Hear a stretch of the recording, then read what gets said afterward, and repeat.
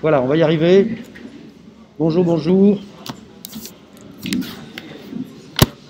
Bienvenue pour ce... C'est la 3e séance du cours d'histoire économique? La 4e? Je ne sais plus où j'en suis. Bon, écoutez, l'important c'est que vous sachiez où vous en êtes et qu'on reprenne le cours de nos petites affaires, même si ce n'est pas la bonne fenêtre. La bonne fenêtre, elle est là. Donc en fait, ce qu'on a fait jusqu'ici, ça a été de caractériser ce qu'on a appelé la grande divergence, c'est-à-dire une phase de croissance de la population, de la production mesurée par le PIB, et puis aussi, on l'a vu, du ratio de subsistance, enfin en gros de ce que les gens pouvaient consommer, et de l'espérance de vie, en constatant d'ailleurs qu'il n'y avait pas la même périodisation, puisque par exemple l'espérance de vie, c'est la dernière quantité à augmenter de manière substantielle, puisqu'elle augmente surtout au XXe siècle, alors que le PIB par tête avait commencé à se détacher, on avait vu dès le XVe siècle, mais ça pouvait être mal interprété, c'était localisé de manière pérenne à partir du XVIIIe en termes de rythme de croissance.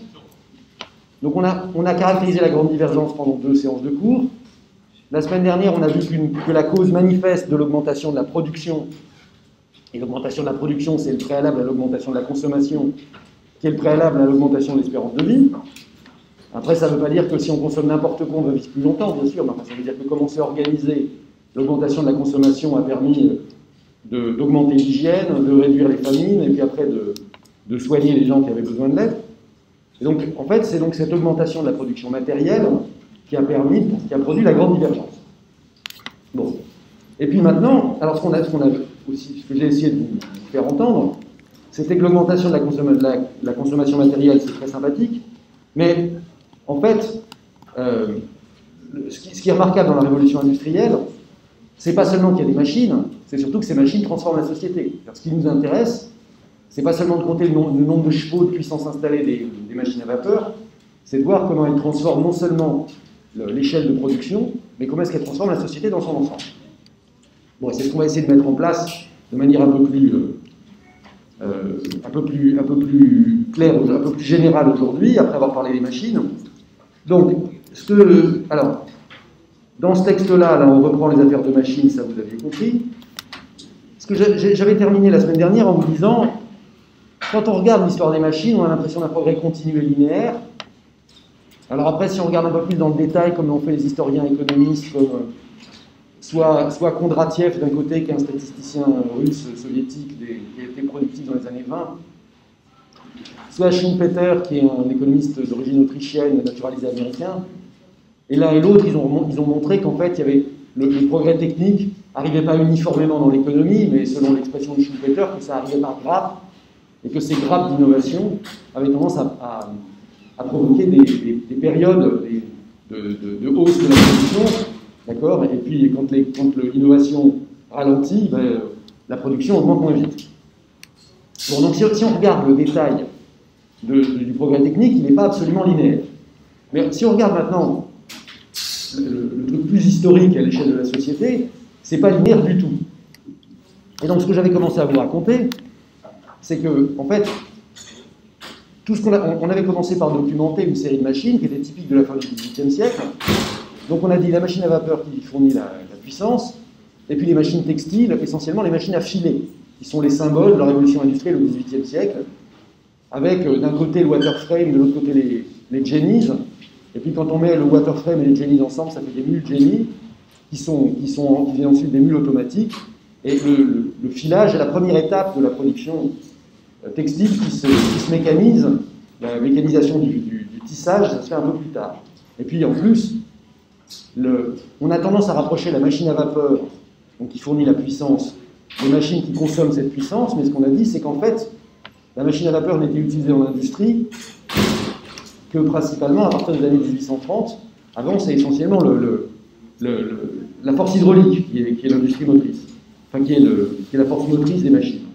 Donc, il faut se méfier quand même des télescopages et des assimilations trop rapides, mais indépendamment de ces points de chronologie, donc après une première poussée de développement de mécanisation au XVIIIe siècle, Alors, ce qui est bien, c'est que la porte était ouverte, c'était quand même beaucoup plus compliqué pour entrer, et puis ça avait l'avantage que ça claquait pas à chaque fois. Je ne sais pas pourquoi, c'est quelqu'un qui a tiré la porte.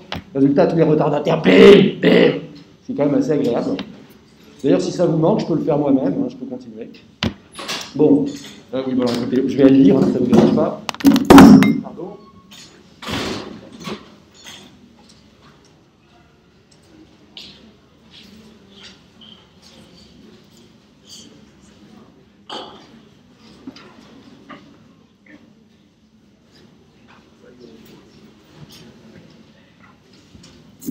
Alors, suivant la loi de l'emmerdement maximum et de l'inanité des fonctionnaires, normalement, maintenant que j'ai calé la porte, personne n'arrivera plus, bien sûr. C'est comme ça que ça marche.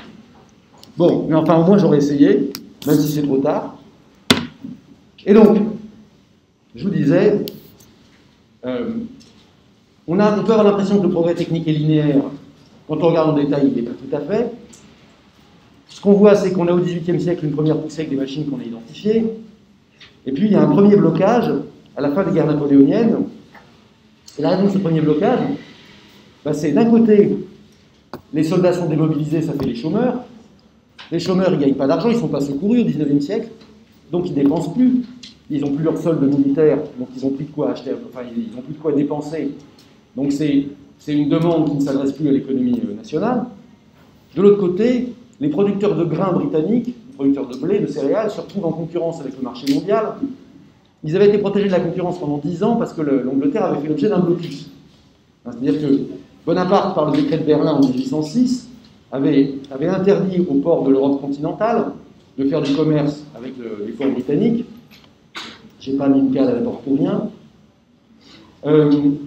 Et donc, de fait, alors, évidemment, il y avait quand même des gens en Europe qui auraient voulu faire du commerce avec les Britanniques, mais il se trouve qu'en plus, la flotte française était employée à pourchasser les contrebandiers, n'est-ce pas?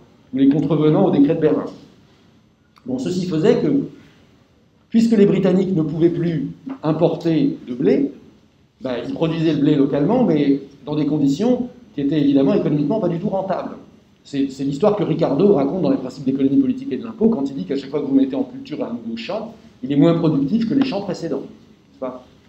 Bon, et donc, quand du jour au lendemain, le décret de Berlin est caduc, que le blocus continental s'arrête, les fermiers, les agriculteurs britanniques se retrouvent en concurrence avec les agriculteurs de toute l'Europe, et y compris les agriculteurs des pouilles et les agriculteurs russes qui font du blé à très bas prix. Et donc il y a plein d'agriculteurs britanniques qui n'ont plus de modèle économique. Résultat, ils font faillite, et eux aussi ils n'ont plus de revenus, et eux aussi ils dépensent plus.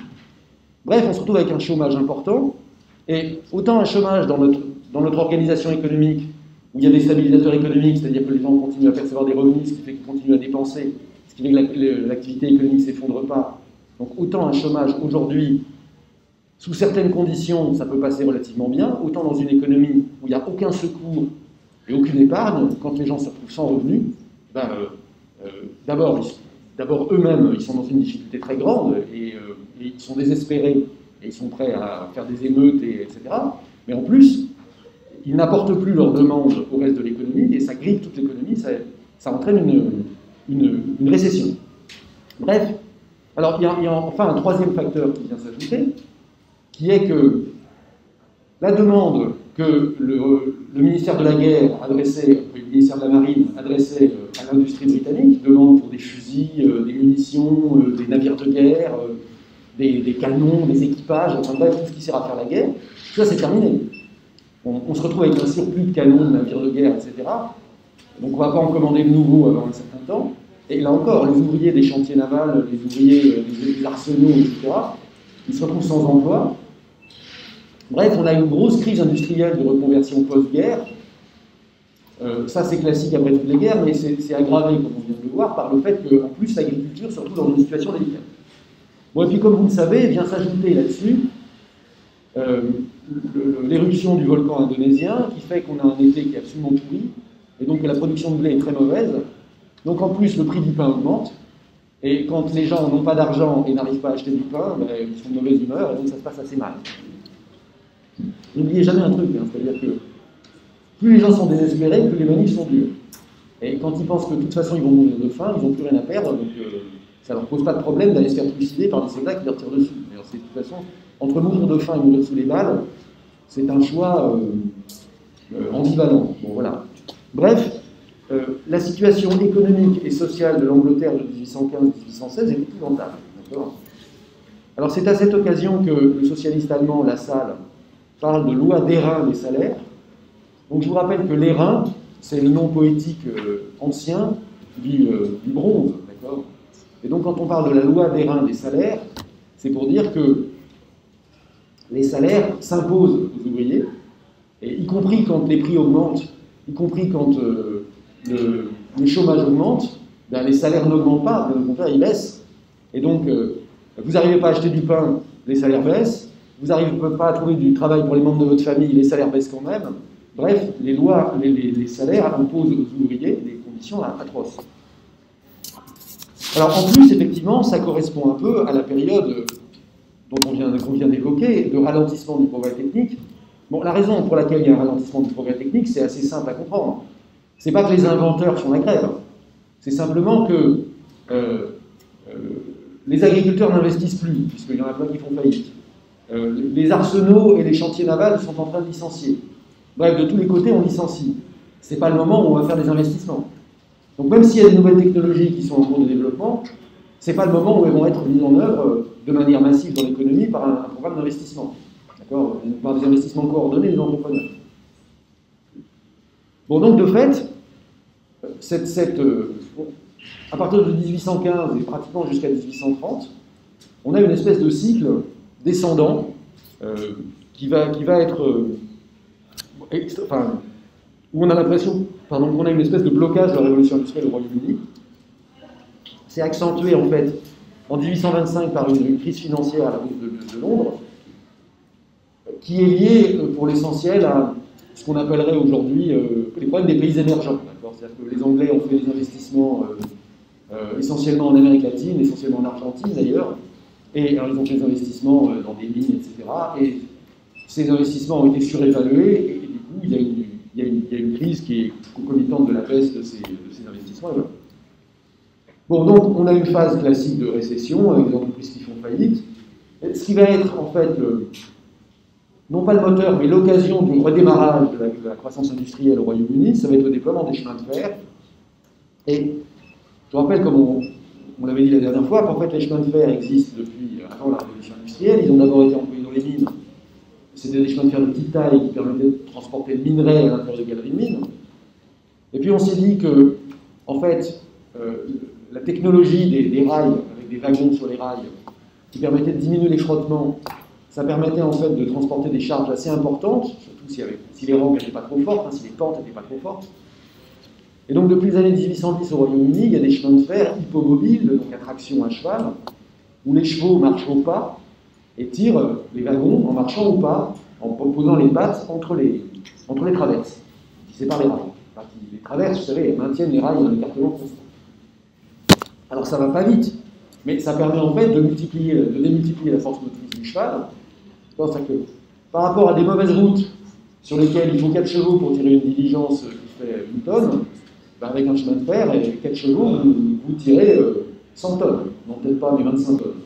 Donc de fait, vous augmentez considérablement la productivité du cheval.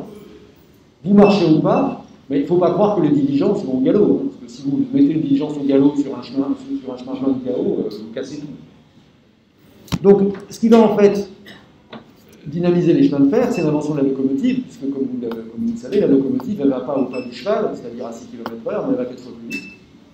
C'est-à-dire à peu près à la vitesse d'un cheval au galop. C'est sûr que si vous regardez, si vous prenez comme par en monde la vitesse du cheval au galop, les courses de chevaux sur les hippodromes, ça va plus vite qu'à 25 à l'heure, d'accord? Mais en revanche, un cheval qui fait le tour de l'hippodrome de Longchamp, il ne fait pas le tour de l'hippodrome de Longchamp pendant 8 heures d'affilée. Donc 25 km/h, c'est la vitesse que vous soutenez avec un cheval en changeant de chevaux tous les 20 km au relais de poste. D'accord?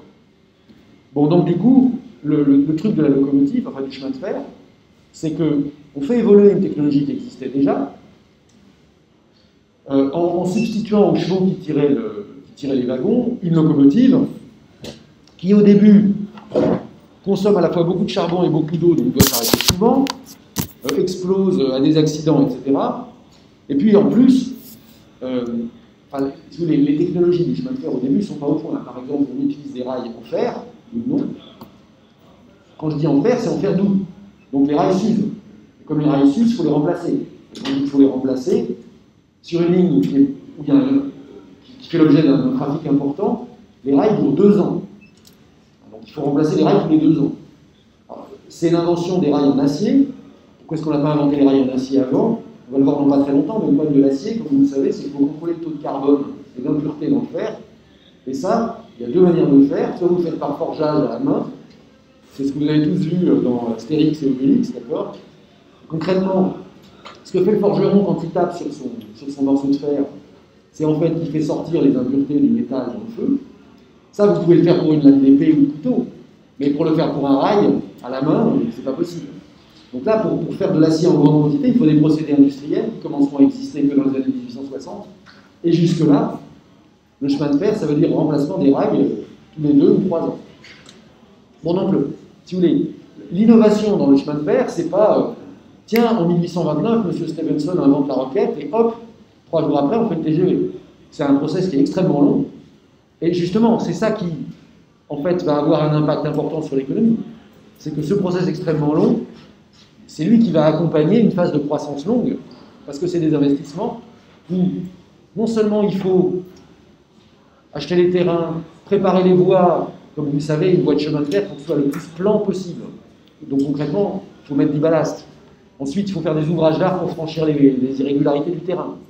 Éventuellement, il faut faire des rampes, il faut faire des virages avec une pente suffisante quand on n'arrive pas à garder le truc à plat. Donc il y a des travaux civils, des travaux de terrassement importants. Après, il faut acheter le matériel roulant. Enfin, pardon, je vous dis, après, il faut mettre les rails. Après, il faut acheter le matériel roulant. Après, il faut mettre les gares. Enfin, tout ça, c'est un investissement énorme.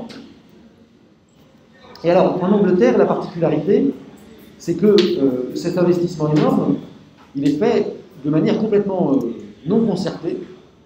C'est-à-dire que, en fait, les entrepreneurs de chemin de fer développent des lignes sans que le gouvernement s'en occupe particulièrement, jusqu'au gouvernement Gladstone, qui va commencer en 1844, qui va commencer à essayer de mettre des règles.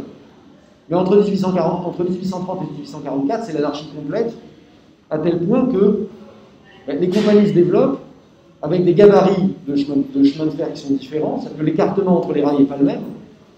Donc les locomotives, les convois ne peuvent pas passer d'un réseau à un autre. Donc on a des réseaux qui sont petits et séparés. Donc c'est pas efficace. Donc pour vous donner une idée justement de cette complexité de la concurrence, enfin pour ne pas dire de ce chaos, à Londres en 1899, il y a 13 compagnies différentes qui ont des terminus. 13 compagnies différentes, il y a 13 réseaux qui partent de Londres. Et donc concrètement, quand vous avez acheté un billet pour aller à Cambridge, c'est pas la même compagnie qui va acheter un billet pour aller à Oxford, qui n'est pas la même compagnie qui va acheter un billet pour aller à Southampton, etc. Donc de fait, il y a encore des coûts de transaction très élevés. Et de fait, quand on dit que les progrès sont progressifs, il ne faut pas imaginer que du jour au lendemain, vous allez de Londres à Glasgow en prenant un train. Vous allez de Londres à Birmingham, de Birmingham à Manchester, de Manchester à Glasgow, et encore, je ne sais même pas si 3 trains vous suffiront.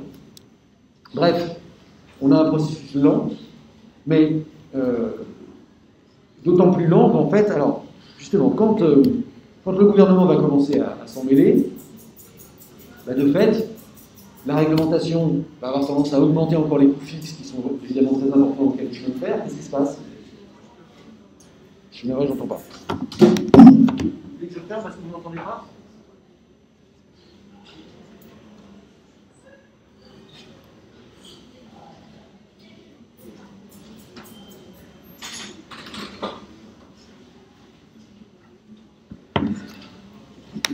Bon, tant qu'à faire.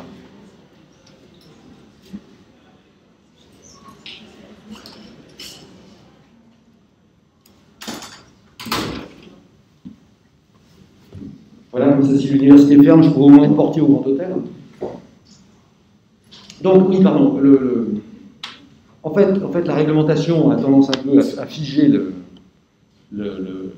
à augmenter les coûts fixes, les coûts d'entrée. Les coûts fixes, vous le savez, ça fait les rendements croissants. Les rendements croissants, ça fait que les plus gros vont manger les plus petits. Et donc, c'est à partir des années 1840 qu'on voit un processus de concentration qui se développe. Avant la Première Guerre mondiale, il reste plus que 9 compagnies. Enfin, pardon, il reste plus que 9 compagnies pour les 2/3 du réseau, et puis des petites compagnies locales. Et en 1945, le réseau britannique sera nationalisé. Bon, comme vous le savez, ensuite, il y aura des va-et-vient entre le privé et le public. Mais ce qui est important, c'est quand même de marquer cette date de 1945, parce que ça veut dire qu'il faut pratiquement 115 ans pour arriver à un développement du réseau. Vous allez voir en termes de kilomètres, on n'avance plus en 1900, mais on continue de travailler l'efficacité du truc, parce que comme on a construit une série de petits réseaux qui ne sont pas interconnectés, en fait les temps de transport sont longs parce qu'il faut commuter, enfin il faut changer de réseau à chaque, par étape pour aller d'un endroit à un autre. Et donc de fait pour le voyageur il y a des coûts importants. Et puis il faut aussi rationaliser ce réseau, ce qui veut dire qu'il va falloir rechanger les équipements pour avoir des équipements standards, etc. Bon, enfin toujours est-il que ce développement des chemins de fer depuis 1830, alors on va voir singulièrement dans la phase 1830-1870, ça provoque un effet d'entraînement sur toute l'économie. Pourquoi? Parce que les rails en fer, comme on l'a dit, doivent être remplacés tous les 2 ans, donc c'est une demande de fer absolument considérable, parce que là ça se compte quand même en milliers de tonnes.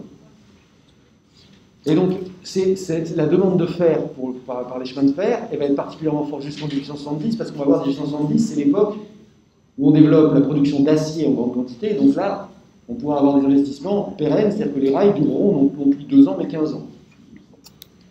En plus des rails, alors, rien que la demande de fer pour les rails et pour les locomotives, parce que les locomotives, c'est aussi de la ferraille, bien sûr,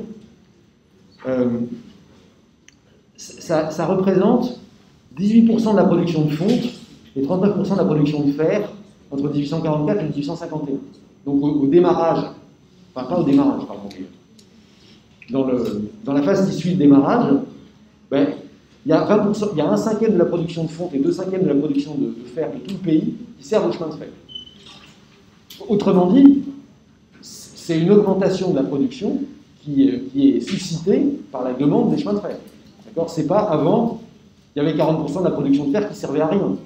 C'est concrètement la production de fer augmente pour servir les besoins des chemins de fer. Alors, c'est pas tout, parce que de fait, les locomotives, ça consomme du charbon, et le charbon, il faut aller le chercher dans la terre, donc ça stimule l'industrie minière.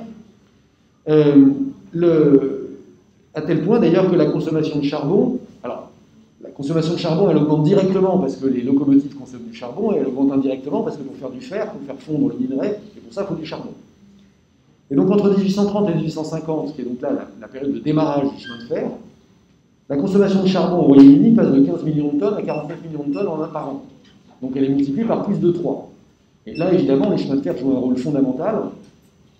Alors, si vous vous souvenez de ce que je vous ai raconté la semaine dernière, il y a aussi quand même que c'est le moment où on se met à déployer des machines à vapeur dans l'industrie textile. C'est-à-dire que jusqu'aux années 1830, le textile, il y a une mécanisation, mais qui repose essentiellement sur l'énergie hydraulique. À partir des années 1830, on se met à déployer des machines à vapeur, parce que les machines à vapeur sont à la fois suffisamment sûres, suffisamment bon marché, et parce qu'on trouve du charbon facilement. Néanmoins, entre la quantité de charbon qui est consommée pour fabriquer les rails de chemin de fer et faire tourner les locomotives, et la quantité de charbon qui est consommée dans l'industrie textile, on n'a pas fait le compte, mais les ordres de grandeur ne sont pas les mêmes. Le textile, ça consomme moins que 10 fois moins que le chemin de fer. Donc c'est vraiment le chemin de fer qui reprend, qui redémarre. Enfin, qui fait redémarrer la croissance. Bon, et puis évidemment, le truc, c'est que le chemin de fer, ça distribue des salaires aux gens qui vont consommer et donc qui vont relancer l'économie. Quand on dit ça distribue des salaires aux gens, entre 1830 et 1850, enfin, on va dire plutôt entre 1840 et 1850, pendant la décennie 1840, il y a à peu près 300 000 personnes qui travaillent à la construction des infrastructures ferroviaires. Donc j'ai dit travaux de terrassement, ballast, ouvrages d'art, rampes, etc. Plus les gares. Plus il y a à peu près 50 000 qui font fonctionner le système ferroviaire. Donc les machinistes, les contrôleurs, les bagagistes, les chefs de gare, etc. Donc ça, 350 000 personnes en tout, ça fait 5% de la population active britannique, la population active, donc en âge de travailler, qui est de l'ordre de 7 millions. Donc les chemins de fer créent 5% d'emplois en plus. Et quand on reprend l'ordre de grandeur de la crise précédente, on avait dit la crise précédente, c'est qu'il y a 250 000 soldats qui se retrouvent sans emploi. Ben, le chemin de fer a fait plus fort que les guerres napoléoniennes parce qu'il a mobilisé 350 000 personnes. Alors évidemment, c'est 30 ans après, évidemment, ça n'a rien à voir avec la choucroute, évidemment, c'est pas le sujet, mais c'est juste pour donner un ordre de grandeur. C'est-à-dire que, en fait, il suffit de 5% en plus ou en moins pour tout changer, puisque concrètement, vous diminuez brutalement la consommation de 5%, ça se répercute dans toute l'économie sans entraîner une récession, vous augmentez progressivement la consommation de 5% en denrées habituelles, et puis comme on l'a vu dans le cas de la ferraille et du charbon, c'est pas 5%, mais vous multipliez la demande par 3 dans le cas du charbon, et vous l'augmentez pratiquement de moitié dans le cas du... non, de plus que moitié dans le cas du fer, évidemment ça stimule l'économie. Bon, autant dire que les chemins de fer sont le moteur de la croissance, hein, parce qu'ils produisent une demande qui va effectivement entraîner toute l'économie. Alors, ce qu'on observe en Angleterre, on va aussi l'observer sur le continent, mais en Angleterre, ce qui se passe, c'est que c'est pas le chemin de fer qui fabrique la révolution industrielle au Royaume-Uni, c'est le chemin de fer qui fabrique la reprise de la production industrielle après l'éclipse des guerres napoléoniennes et puis surtout, on l'a vu, de la période qui les suit. Donc concrètement, qu'est-ce que ça produit, le chemin de fer? Ben, ça renforce les échanges, et donc c'est le début d'une mondialisation et d'une intégration économique. Ça ne permet pas de décomposer les processus productifs de la même manière, certes, mais ça permet aux producteurs des Midlands de vendre sa camelote aussi bien à Glasgow qu'à Londres, ou même dans le Kent. Tout ça grâce à la baisse des coûts de transport, bien sûr. Et puis, ça provoque aussi l'urbanisation de certaines régions, c'est-à-dire que on avait un habitat dispersé parce qu'il n'y avait pas de boulot en ville, mais à partir du moment où la ville peut vendre sa production au loin, ben de fait, il peut y avoir des usines qui vont se créer, qui vont attirer la main-d'œuvre rurale, et donc les paysans vont venir travailler à la ville, à l'usine. Donc de fait, c'est un développement considérable des échanges économiques. Et puis, naturellement, pour financer tout ce bazar, comme ça coûte quand même très cher l'achat des terrains, les travaux de terrassement, la construction des ouvrages de génie civil, l'achat des rails, etc., tout ça, vous ne faites pas ça avec votre argent de poche, naturellement.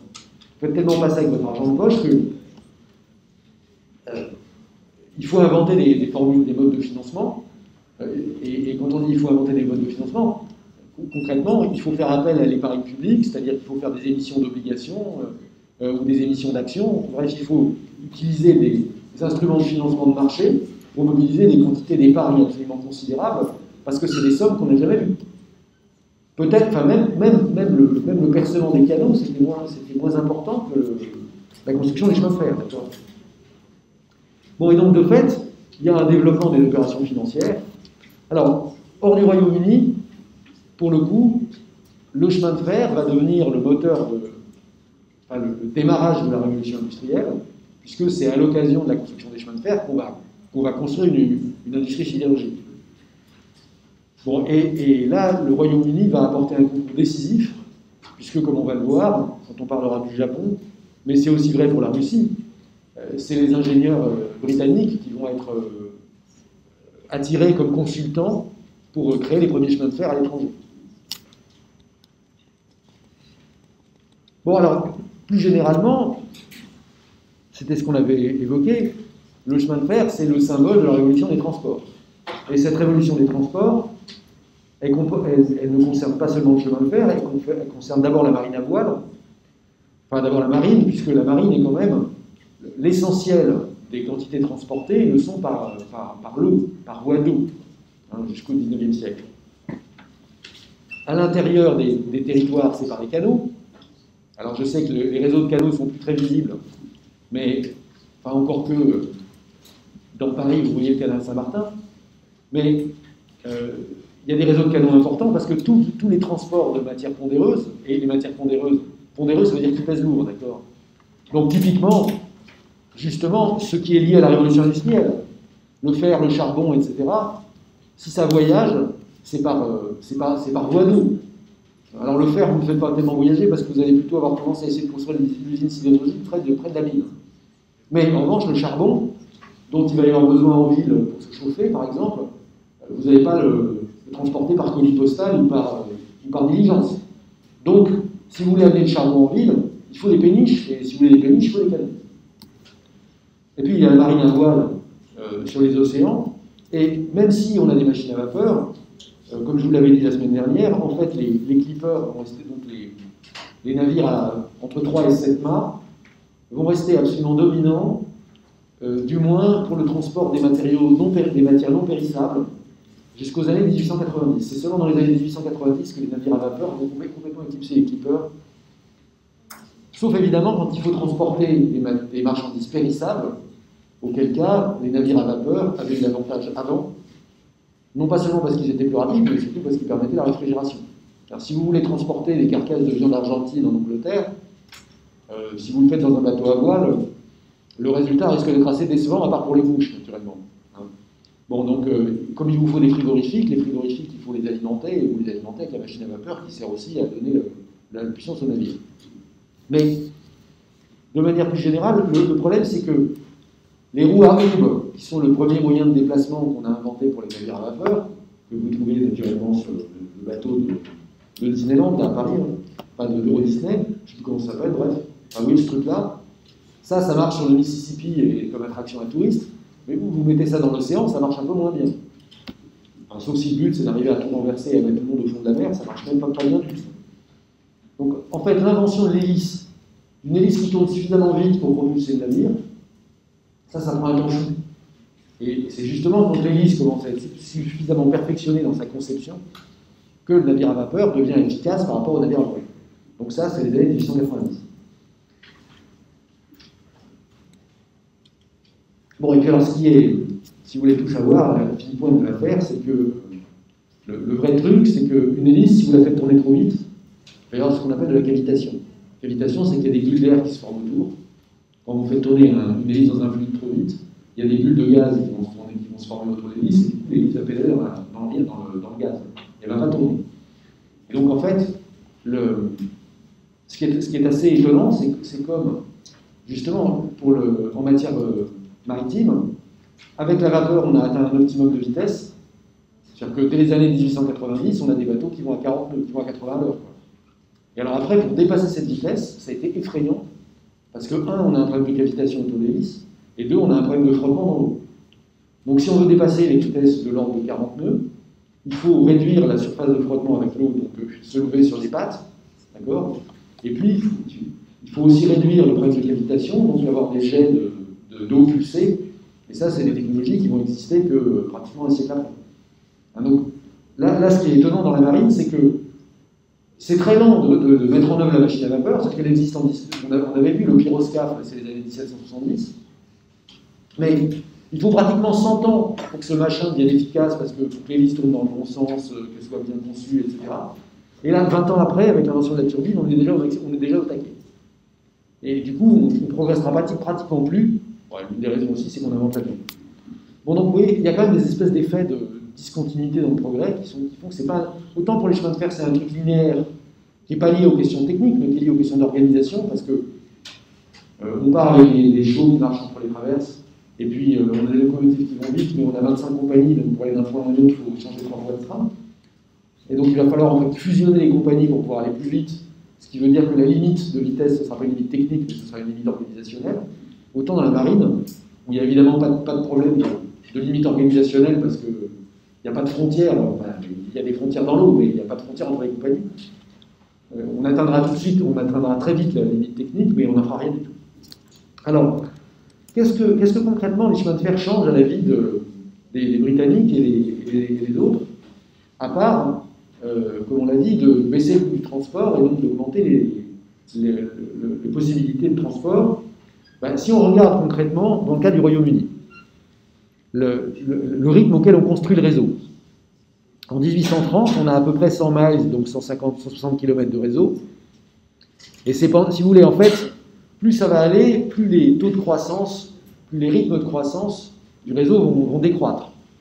Donc pendant la décennie 1830-1840, le réseau croît au rythme de 28% par an, c'est-à-dire qu'on installe 28% de nouveaux kilomètres tous les ans. Pendant la décennie suivante, le taux de croissance est divisé par 2, et puis ensuite on est autour de 3-4%. Et en fait, quand on arrive en 1880, entre 1880 et 1900, on va construire plus de 4000 km de voies ferrées, ce qui n'est même pas la moitié de ce qu'on a construit pendant la décennie 1840. Donc, en fait, en 50 ans, on a construit l'essentiel du réseau, d'autant plus que c'est comme chez Ricardo cette affaire, il y a des rendements décroissants. C'est-à-dire que vous commencez par construire les lignes qui sont les plus rentables. Manchester-Liverpool, Manchester-Birmingham, Birmingham-Londres, et puis Liverpool-Glasgow, et une fois que vous avez construit ça, il vous reste des trucs qui sont certes importants, mais qui vont être de moins en moins rentables, et c'est pour ça que ça s'arrête.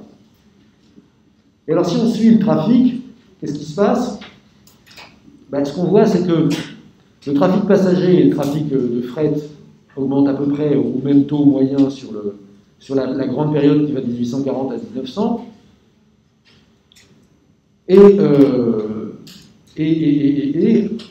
En revanche, alors on a un triplement, puis un doublement, puis ça double plus vraiment. C'est que là aussi, même si le taux moyen il est à peu près le même sur les deux périodes, de fait, ce qu'on voit, c'est qu'il y a un ralentissement au fur et à mesure qu'on avance. C'est-à-dire que, par exemple, pour le trafic de marchandises, on a une multiplication par 7 pendant les 10 premières années, puis par 2, et puis par 2, et puis par moins de 2. Et puis de la même manière, pour le trafic de passagers, on a une multiplication par 3, puis par 2, et puis par moins de 2. Bon, donc là aussi, on a un effet de rendement décroissant. Mais néanmoins, on a beau avoir un effet de rendement décroissant, ce qu'on voit, c'est que même si l'extension du réseau s'essouffle, la croissance du trafic de passagers ne s'étouffe quand même pas, puisqu'on a encore des taux de croissance de l'ordre de presque 50% en 10 ans. Ça veut dire qu'on maintient des taux de croissance de l'ordre de 3 à 4% par an dans la décennie 1890.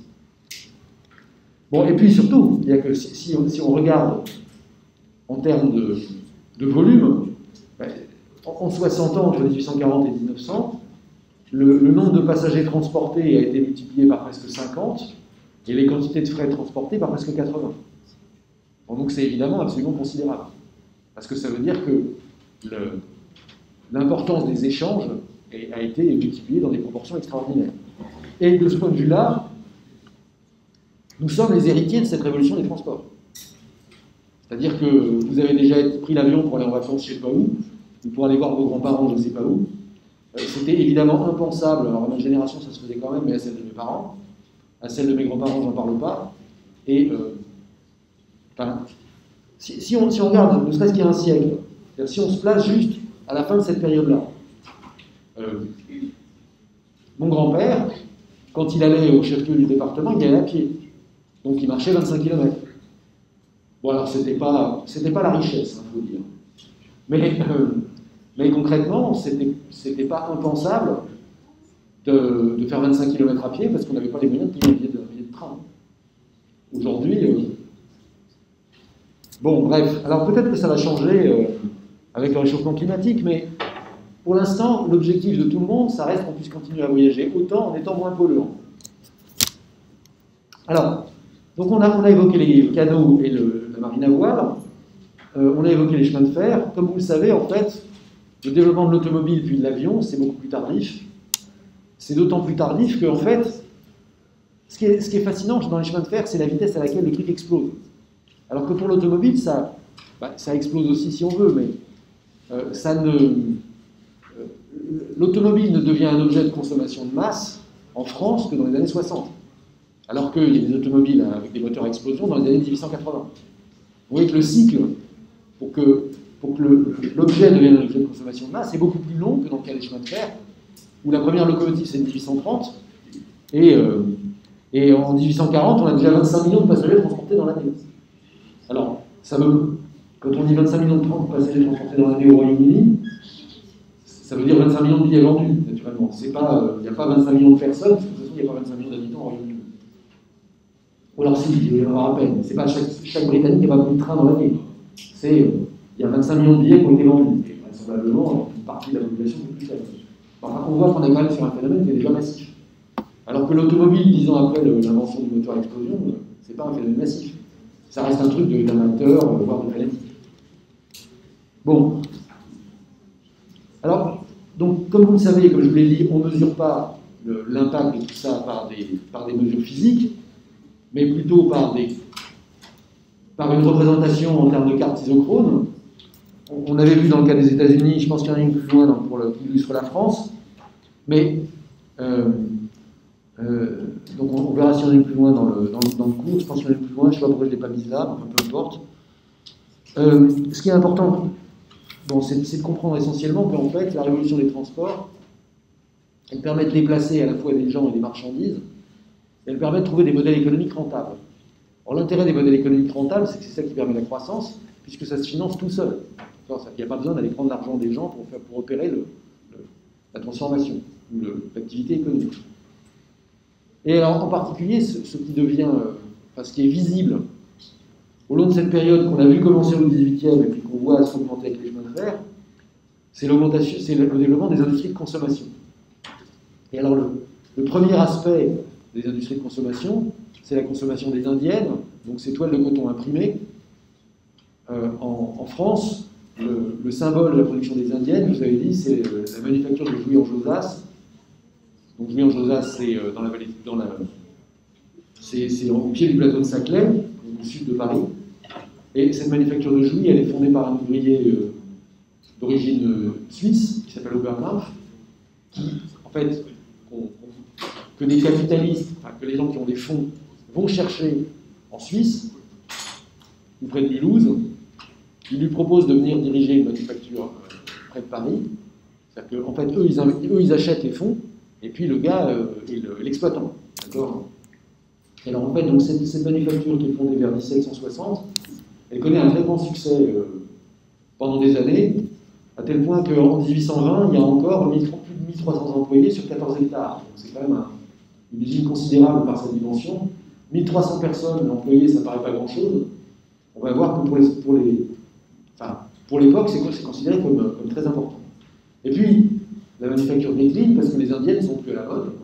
La mode des indiennes passe, et puis Oberkampf ne réussit pas à se renouveler. Mais c'est plus Oberkampf lui-même, d'accord, mais ses successeurs ne réussissent pas à trouver un marché. Donc ça c'est emblématique du premier développement des biens de consommation, et après les autres vont suivre, et de fait, l'intérêt du chemin de fer, c'est qu'il permet de vendre des biens de consommation en dehors du périmètre immédiat. Et donc de trouver un marché au loin, ou de trouver un modèle économique en s'appuyant sur une demande, par exemple une demande locale. Voilà. Alors, le dernier caractère de la vapeur, c'est ce que les historiens économiques ont appelé une General Purpose Technology. Donc on va appeler une technologie à usage non pas général, mais on va dire plutôt universel. Ça ne veut pas dire grand-chose, sauf que vous voyez bien, dans le cas de la vapeur, que ça sert dans les chemins de fer, ça sert dans les bateaux, ça sert avec les machines agricoles, ça sert dans les ateliers à entraîner les machines. Donc de fait, ça sert à tout. C'est ça l'idée de General Purpose, c'est que ce n'est pas une technologie qui est appliquée à un usage extrêmement limité, d'accord ? C'est pas un appareil qu'on développe juste pour un bien de consommation, ça s'emploie absolument partout. Et alors dans la suite, ce qu'on aura là comme General Purpose, en fait, on peut considérer que les General Purpose Technologies sont le support de la révolution industrielle. Donc il y a l'électricité qui sera la suivante, puisque de fait, l'électricité, ça sert à plein de trucs, et que celle d'après, ce sera l'informatique, et que la prochaine, ce sera, je ne sais pas quoi, les cyborgs. Bon, alors ça, c'est bon pour... Là, on vient d'évoquer le Royaume-Uni avec un dernier exemple pris en France. Maintenant, ce qu'il faut commencer à voir, c'est le développement de la révolution industrielle en dehors du Royaume-Uni. Et alors, ce développement n'est pas du tout homogène à l'échelle de l'Europe, puisqu'il y a des régions qui restent complètement à l'écart de la révolution industrielle. En France, par exemple, et très clairement, il y a toute la région sud-est. D'accord ? Donc, le sud des Alpes, la Provence, ne sont évidemment pas des régions industrialisées. Ou bien l'ouest de la France. Certes, à Nantes, il y aura de l'industrie, mais à Bordeaux, il n'y a pas grand-chose, et à Bayonne, à Bayonne, il y a un port, il y aura un port soufrier après les années 50, mais concrètement, toute l'arc atlantique en France est complètement à l'écart de la première révolution industrielle. En revanche, et puis de la même façon, dans l'ensemble anglophone, c'est l'Irlande, qui est la région pas industrialisée, qui reste extrêmement rurale, pas d'usine, peu de chemin de fer, etc. Bon, et inversement, il y a des régions de fort développement industriel en Europe. Alors, dans le cas de la France, c'est d'abord le Nord et puis l'Alsace, l'Alsace-Lorraine, c'est-à-dire là où il y a les mines de charbon et les mines de fer, puisque c'est ça le démarrage de la révolution industrielle chez nous. Et puis si on prend en Belgique, il y a la Flandre, il y a la région de Liège, la Suisse, le Luxembourg aussi, la vallée du Rhin, côté Ruhr, côté Westphalie. Il y a aussi, à l'est de l'Europe, des régions comme la Silésie ou la Bohême, qui vont connaître un démarrage industriel qui va avoir quand même quelques hoquets pour des raisons politico-institutionnelles et en particulier de lien avec de demande alentour. Bon, en fait, on va voir que les révolutions industrielles elles peuvent démarrer localement, mais il y a un moment où il faut qu'il y ait un marché suffisamment grand, on vient de l'évoquer, pour pouvoir absorber une production et pour pouvoir justifier des investissements. Alors l'un des problèmes des régions de l'Est, c'est que le marché national peinera à se constituer. Alors est-ce que la révolution industrielle, c'est purement une révolution technique? Parce que pour l'instant, ce qu'on a décrit, c'est juste une technique qui permet qui trouve une demande grâce en fait à l'extension de l'échelle grâce au raccourcissement de l'espace que procure la révolution des transports. En fait, la question des causes de la révolution industrielle, c'est une question qui obsède les historiens. Et à vrai dire, je dois vous avouer que quand je suis arrivé ici, au millénaire passé, il y avait un des grands cours de la licence d'histoire, qui était un cours sur la révolution industrielle, et qui prenait comme, non pas comme manuel, il y a eu du renouvellement historiographique, c'est pas ça, mais le point de départ, c'était la lecture obligée dans le biblio, c'était l'ouvrage de Paul Mantoux, La révolution industrielle au XVIIIe siècle, et c'est sur le commencement de la grande industrie moderne en Angleterre. Bon, ceci dit, ce livre de Paul Mantoux, que vous pouvez trouver sans difficulté sur Gallica, ça reste une merveille absolue, parce que là, il explique justement les transformations sociétales qui accompagnent la révolution industrielle. Et de fait, là, dans la suite, je vais vous raconter ce que dit Mantoux, en aménageant un peu avec le point de vue d'Allen, qui documente de manière quantitative certains aspects. Donc, concrètement, qu'est-ce qu'on voit comme cause de la révolution industrielle au Royaume-Uni? D'abord, le fait que le travail est cher. Vous vous souvenez, on avait parlé des ratios de subsistance, et ce qu'on voit, c'est que c'est à Londres, c'est en Grande-Bretagne que le travail est plus cher à la fin du XVIIIe siècle. En fait, vous substituez des machines au travail parce que le travail est cher. Tant que le travail ne coûte rien, c'est pas la peine d'inventer les machines. Ça ne coûte rien d'employer les gens, donc vous êtes très content d'employer des gens qui ne coûtent rien. C'est précisément la cherté du travail qui se mesure justement en termes de ratio de subsistance, c'est-à-dire de combien de fois le minimum vital vous êtes payé. C'est la cherté du travail qui va entraîner le besoin de remplacer le travail.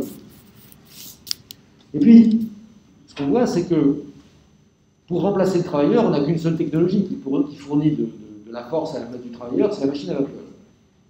Or, pour que la machine à vapeur soit compétitive par rapport au travailleur, il faut tout simplement que l'énergie qui va mettre la machine à vapeur en mouvement soit bon marché. Bon, et ce qu'on voit sur le graphique suivant, c'est que justement, c'est en Angleterre que l'énergie est à bon marché, alors pas partout. D'accord? Donc ça c'est le prix de l'énergie en grammes d'argent pur, et l'unité de mesure de l'énergie, c'est le nombre de millions de British Thermal Units. Un British Thermal Unit, c'est ce qu'il faut pour amener, je ne sais plus quoi, une livre d'eau, pour augmenter d'1 degré la température d'une livre d'eau. Donc en gros, un British Thermal Unit, c'est 1000 joules, c'est 1 kJ à peu près. Et donc ce qu'on voit, c'est que ce prix de l'énergie, il est élevé. Alors il est très élevé à Pékin, il est très élevé à Paris, ce qui va de soi, parce qu'à Paris, où est-ce que vous avez trouvé? On parle des années 1700, d'accord, donc début du XVIIIe siècle. Comment est-ce que vous trouvez de l'énergie à Paris au XVIIIe siècle? Et il faut du charbon de bois, d'accord. Et le charbon de bois, c'est quoi? Le charbon de bois, je vous rappelle que c'est des gens qui vivent dans la forêt, qui s'appellent charbonniers, qui coupent des arbres, qui les mettent en tas, qui commencent à les faire brûler, et puis qui arrêtent le feu une fois que le bois est suffisamment séché pour que vous puissiez l'allumer facilement. Alors si c'est pas ça, c'est le combustible de la meilleure qualité que vous puissiez avoir à Paris. Si c'est pas ça, vous allez acheter directement du bois, et vous voyez comme c'est pratique de chauffer au bois à Paris. Vous habitez au 5e étage sans ascenseur, il faut monter les bouts de bois, c'est jamais le bon format pour les mettre dans la cheminée, il faut les couper à la hache, à la scie, ça finit par coûter assez cher ces plaisanteries-là, d'accord. Du coup, Paris est l'une des villes les plus chères du monde. À Londres, ça va un peu mieux. À Strasbourg, ça va encore mieux. Et à Newcastle, ça va encore mieux. Pourquoi? Parce que plus vous vous rapprochez des mines de charbon, moins c'est cher. Et évidemment, tant qu'à avoir du charbon, c'est quand même beaucoup plus simple de donner 3 coups de pioche pour en prendre une pleine brouette que d'avoir à employer 3 gars qui vont les couper des arbres, les mettre en tas, les faire brûler un peu, les arrêter le feu, les mettre dans des sacs. C'est une manutention effrayante de faire du charbon de bois. Et en plus, c'est très mal payé, c'est très salissant. Bon. Alors évidemment, le charbon de terre, il n'a pas exactement la même qualité que le charbon de bois. D'ailleurs, c'est la raison pour laquelle on ne vous proposera jamais de faire des grillades au charbon de terre. C'est-à-dire que la bonne pizza cuite à la houille, ça n'existe pas. La bonne entrecôte faite au coq, il n'y a pas. Donc, pour brûler du charbon de terre, il faut des installations un peu différentes. Mais néanmoins, le prix est quand même très compétitif. Donc, des salaires élevés et une industrie pas chère, ça fait quoi?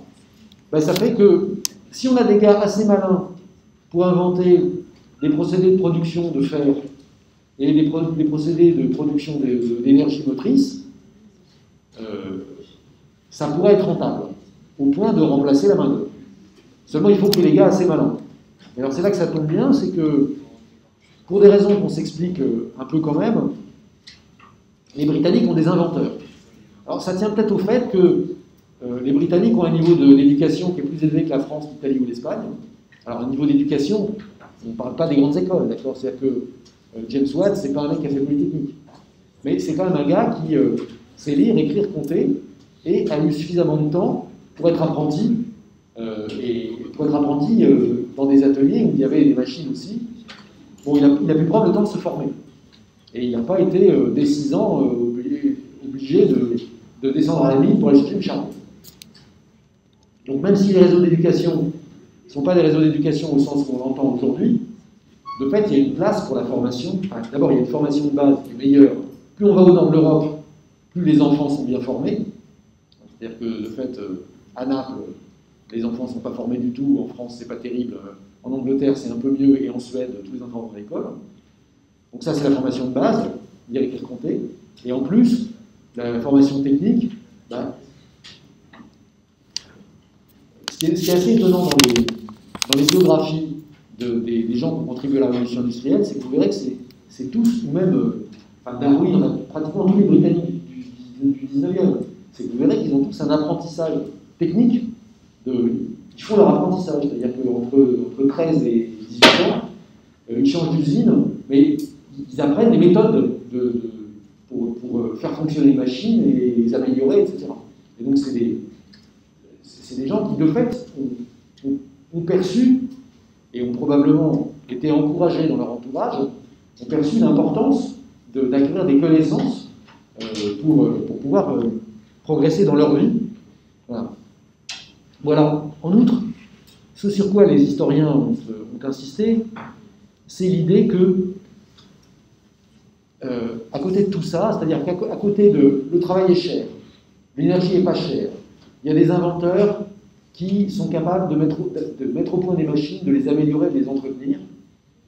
Et enfin, il y a un machin qui s'appelle les institutions, qui font que si vous inventez une machine, plutôt, si vous passez 10 ans de votre vie à inventer une machine et que vous y mettez votre fortune, il n'y a pas un zozo qui va arriver en vous disant ça c'est à moi.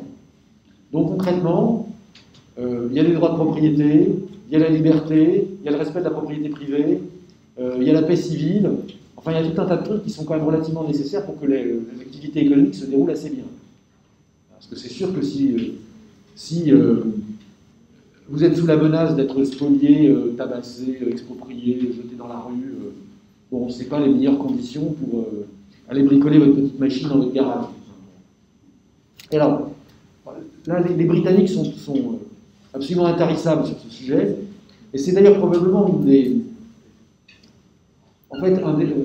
un aspect inconscient qui est derrière toute l'affaire du Brexit, qui est quand même de penser qu'au bout du compte, qu'ils ont les meilleures institutions du monde. C'est-à-dire qu'ils n'ont pas le pays où le climat est le plus agréable, ils n'ont pas le pays où la bouffe est la meilleure, ils n'ont pas le pays où les arts sont les plus développés, ils n'ont pas le pays où il y a le confort de vie matériel le plus évident, mais ils ont le pays où il fait bon vivre, tout simplement parce qu'on vit en bonne intelligence parce qu'en gros, on est plus intelligent du point de vue de l'organisation sociale. Voilà, en ce moment, ce n'est pas absolument démontré, mais du moins, c'est le sentiment que les Britanniques ont de leur histoire.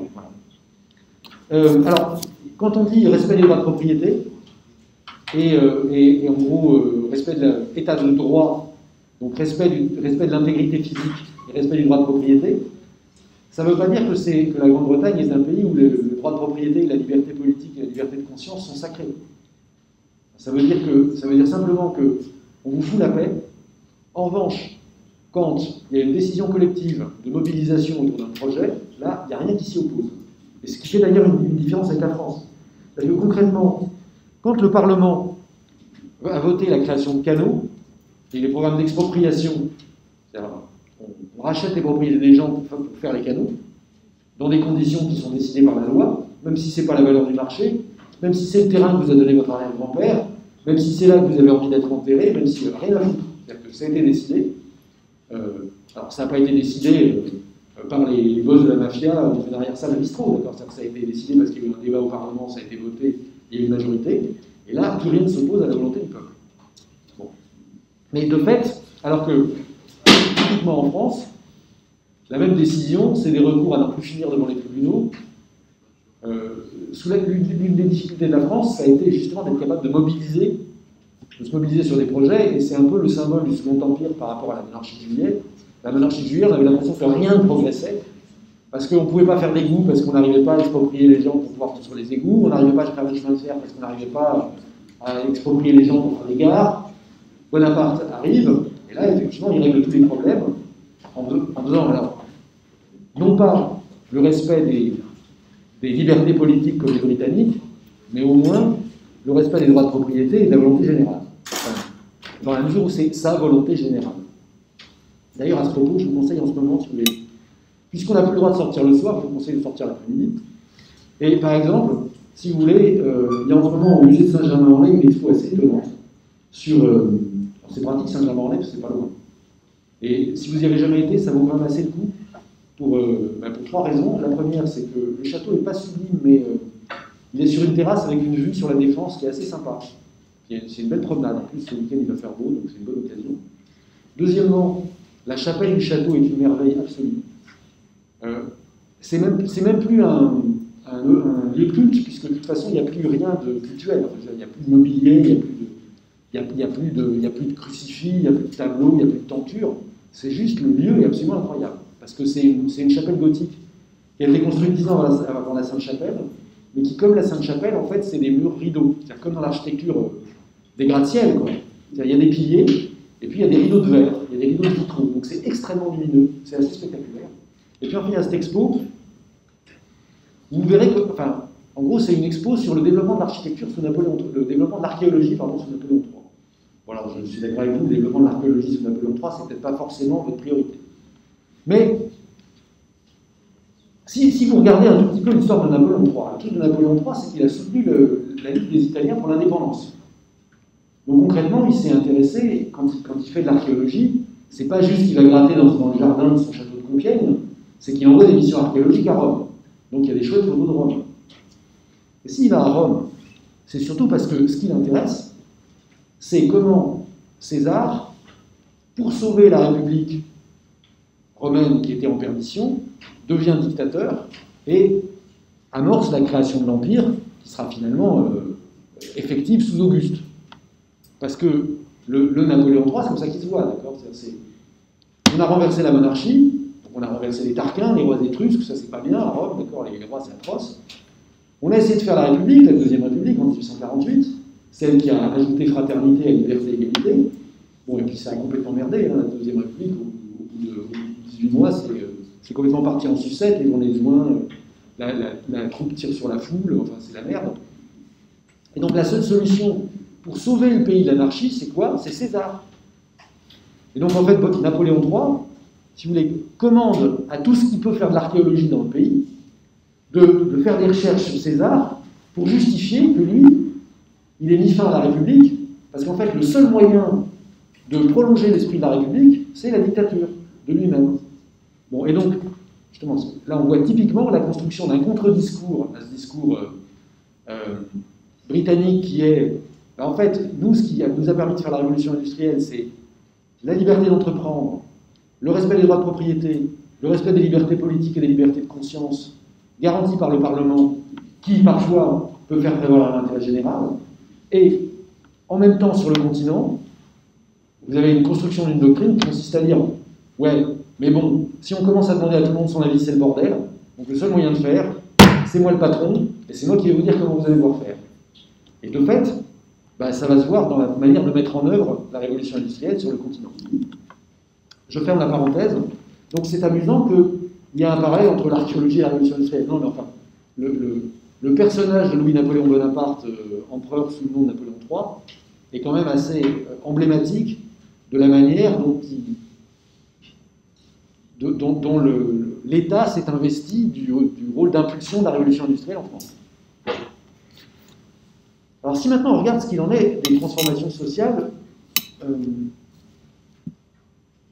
au-delà du chemin de fer, pour aller vite. Donc, ce que Mantoux décrit très bien, c'est le passage de ce que lui appelle le système domestique, et que les historiens anglophones appellent le domestic system, c'est très original, mais on parle aussi de putting out system, c'est pareil que le domestic system. Qu'est-ce que c'est le système domestique? Eh bien, dit Mantoux, c'est l'industrie du Moyen-Âge restée à peu près intacte jusqu'au seuil du 19e siècle. Et alors ça marche comment? Ben, ça marche que vous avez des marchands fabricants. Ces marchands fabricants, c'est eux qui, en fait, organisent des réseaux à la fois de production et de commercialisation. Et donc, ils placent des marchandises qui ont besoin d'être transformées, enfin des matières premières, quoi, auprès des familles paysannes. Et puis, les familles paysannes travaillent pendant les temps creux, essentiellement pendant l'hiver. Et les marchands fabricants, ils récupèrent ces marchandises qui ont été transformées en produits finis. Ça peut être des boutons, ça peut être des mouchoirs, ça peut être des chemises qui ont été cousues, ça peut être des draps qui ont été brodés. Le marchand fabricant récupère tout ça, et puis, évidemment, il paye les paysans, et il a les circuits de commercialisation. Alors, c'est évidemment de l'artisanat, puisque la production n'est pas du tout mécanisée. Mais les familles agricoles ont effectivement besoin de ça. C'est-à-dire que de fait, pendant l'hiver, il n'y a pas de boulot, et pour les femmes qui ne sont pas forcément aptes aux travaux de force, bah c'est un complément de revenu. Alors, il faut comprendre que le domestic system, il est largement lié à la vie rurale, mais il existe en fait aussi en milieu urbain. L'exemple type du domestic system en France, c'est ceux qu'on appelle les canuts. Les canuts, vous le savez, c'est les ouvriers tisserands lyonnais qui ont donc leur métier à tisser à domicile, ils travaillent à domicile, et donc ils reçoivent du fil du marchand fabricant, ils tissent leur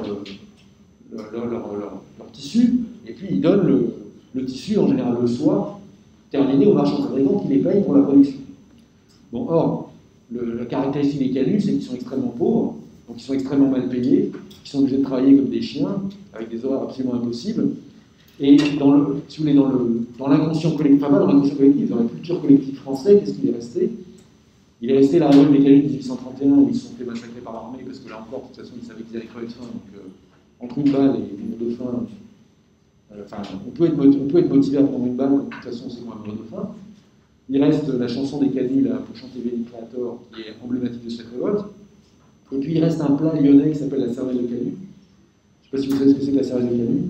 La cervelle de canut, c'est du fromage blanc avec des oignons. Là, concrètement, c'est ce qu'il y a de moins cher. Parce que, on appelle ça la cervelle de canut parce que, comme vous le savez, les Lyonnais adorent la charcuterie. Enfin, ils adorent les abats en général. Enfin, ils adorent la bouffe en général. Ils font une cuisine très raffinée, mais en particulier une cuisine de viande. Et donc une cuisine d'abat. Et le plat le plus raffiné pour les Lyonnais, c'est la cervelle, parce qu'il y en a très peu. Et c'est le plat noble par excellence, parce que ça se mange extrêmement frais. Et donc c'est évidemment une manière de se moquer que de dire du fromage blanc que c'est de la cervelle de canut, parce qu'en revanche le fromage blanc ça se conserve pratiquement indéfiniment, bien que ça devienne très mauvais quand ça vieillit. Et donc dire que c'est la cervelle de canut, d'accord, c'est comme d'appeler, c'est comme de dire d'un vélo que c'est la Harley Davidson du canut. Hein, c'est une manière de se moquer des canuts encore. Bref, le putting out system, ça existe à la fois à la campagne et en ville. C'est emblématique d'une économie qui est ancienne, mais c'est aussi emblématique de la pauvreté. Et de la pauvreté pratiquement jusqu'à l'esclavage. Et alors, de ce point de vue-là, il y a une œuvre littéraire qui est représentative, qui dénonce cette pauvreté, qui est Le Song of the Shirt de Thomas Hood. Donc c'est un roman de 1843 qui décrit l'histoire d'une couturière à domicile. En fait, cette couturière à domicile, donc qu'est-ce qu'elle fait? Elle reçoit du tissu, elle reçoit de la popeline, elle coud des chemises, et puis elle rend les chemises aux marchands, en échange de quoi elle doit faire manger ses enfants. Et puis une fois, la pauvre, elle n'a pas terminé suffisamment de chemises pour les donner aux marchands, donc elle les met en gage auprès d'un prêteur sur gage, qui va lui donner de l'argent en échange, mais il faut qu'elle rembourse, sinon elle ne pourra pas récupérer ses chemises. Or le problème, c'est qu'elle ne peut pas rembourser, elle ne peut pas récupérer ses chemises. Et donc le prêteur sur gage garde les chemises, comme elle ne peut pas les redonner aux marchands fabricants, le marchand fabricant, il l'a fait jeter en prison, enfin, plus exactement, il fait saisir tout ce qu'elle a, elle est jetée dans un asile pour les pauvres, et ses enfants sont mis à l'assistance publique dans un orphelinat. Bref, c'est l'image de la déchéance. C'est-à-dire, c'est un peu l'équivalent français de l'assommoir, d'accord? Sauf que dans l'assommoir, ce qui explique la chute de Gervaise, c'est l'alcool. Alors que là, il n'y a même pas besoin d'alcool. C'est-à-dire qu'une femme honnête qui travaille tout ce qu'elle peut, eh ben, elle ne peut pas y arriver. Et donc, on commence à prendre conscience, oui, c'est ça, dans ces années 1830-1840, de la condition. Là, on n'est pas dans les ouvriers de manufacture, on est dans les ouvriers du système traditionnel, qui, de fait, ne peuvent pas échapper à la très grande pauvreté, et sont même parfois complètement broyés. Donc, le putting out system, c'est absolument pas joyeux, et c'est remplacé par un système qui n'est pas plus joyeux, d'accord? Mais c'est remplacé par le factory system. Donc, au lieu de travailler à domicile, on va les se mettre à travailler à l'usine. Pourquoi? Pas parce que l'usine c'est joli et c'est sympa et on a même pote, mais tout simplement parce que l'usine, c'est là qu'on installe la machine, c'est soit parce que l'usine est construite sur le barrage, sur la roue à aube qui permet d'entraîner la machine, soit parce qu'à l'usine, il y a la machine à vapeur. Mais en fait, c'est donc la mobilisation d'une source d'énergie externe qui permet d'installer les machines et qui concentre la manœuvre dans l'usine. Bon, alors, est-ce que la machine, pour autant, c'est bien? C'est pas tellement le sujet, c'est-à-dire que dans un premier temps, alors, oui, que je ne dise pas de bêtises. Oui, alors il y a aussi une autre chose qui justifie le rassemblement dans l'usine ou dans la manufacture. Parce que quand vous pensez à Oberkampf, chez Oberkampf, il n'y a pas de machine. En revanche, chez Oberkampf, pour imprimer les textiles, il n'y a pas de machine. Il n'y a pas de machine à vapeur chez Oberkampf. Mais pour imprimer les textiles, il y a des rouleaux qui permettent l'impression textile.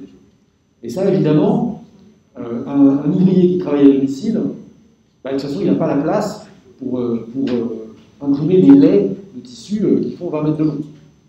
Et puis, le marchand fabricant ne va pas lui laisser le rouleau à lui tout seul, parce qu'il ne pourra pas l'utiliser après. Et donc, il y a tout un tas d'industries qui sont pas très avancées du point de vue technique, mais où il y a quand même une concentration de capital suffisante pour que ça justifie que tout le monde, qu'il y ait du monde rassemblé. Alors, par exemple, une industrie que je trouve particulièrement remarquable et intéressante, du point de vue visuel, c'est l'industrie du papier peint.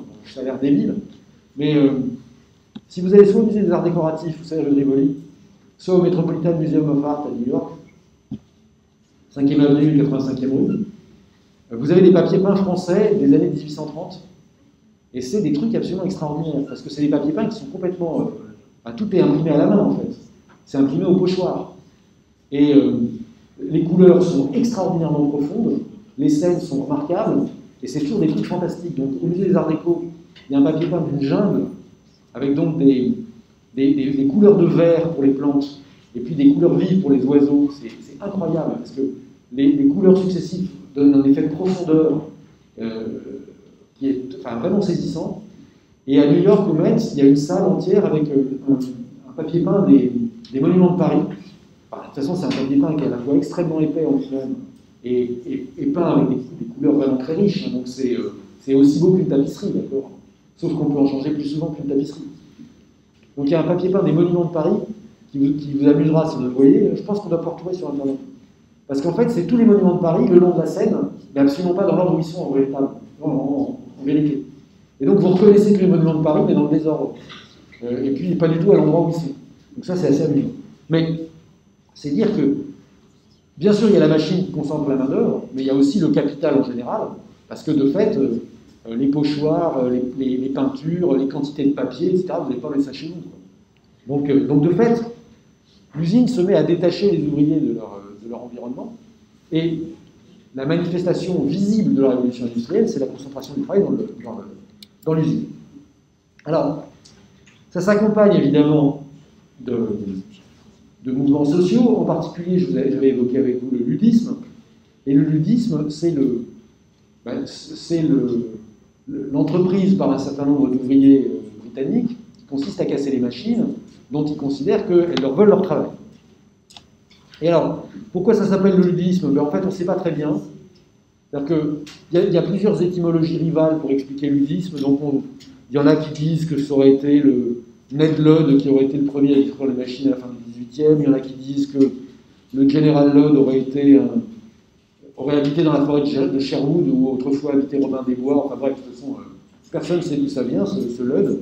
En revanche, ce qu'on voit, c'est que les ludistes, c'est des ouvriers, les Luddites en anglais, c'est des ouvriers qui sont pour l'essentiel des ouvriers du textile, qui travaillent à l'ancienne, les industries non seulement des travailleurs du textile, mais de la laine en particulier, qui travaillent à l'ancienne, et qui voient leurs emplois menacés justement par l'implantation de ces nouvelles machines. Ça va un peu de soi, c'est-à-dire que si votre boulot c'est de filer, vous voyez arriver une mule à 128 bobines, ben vous savez que la mule à 128 bobines, elle va faire le boulot de 128 fileurs. Bon, donc, du coup, une mule, c'est 128 emplois perdus.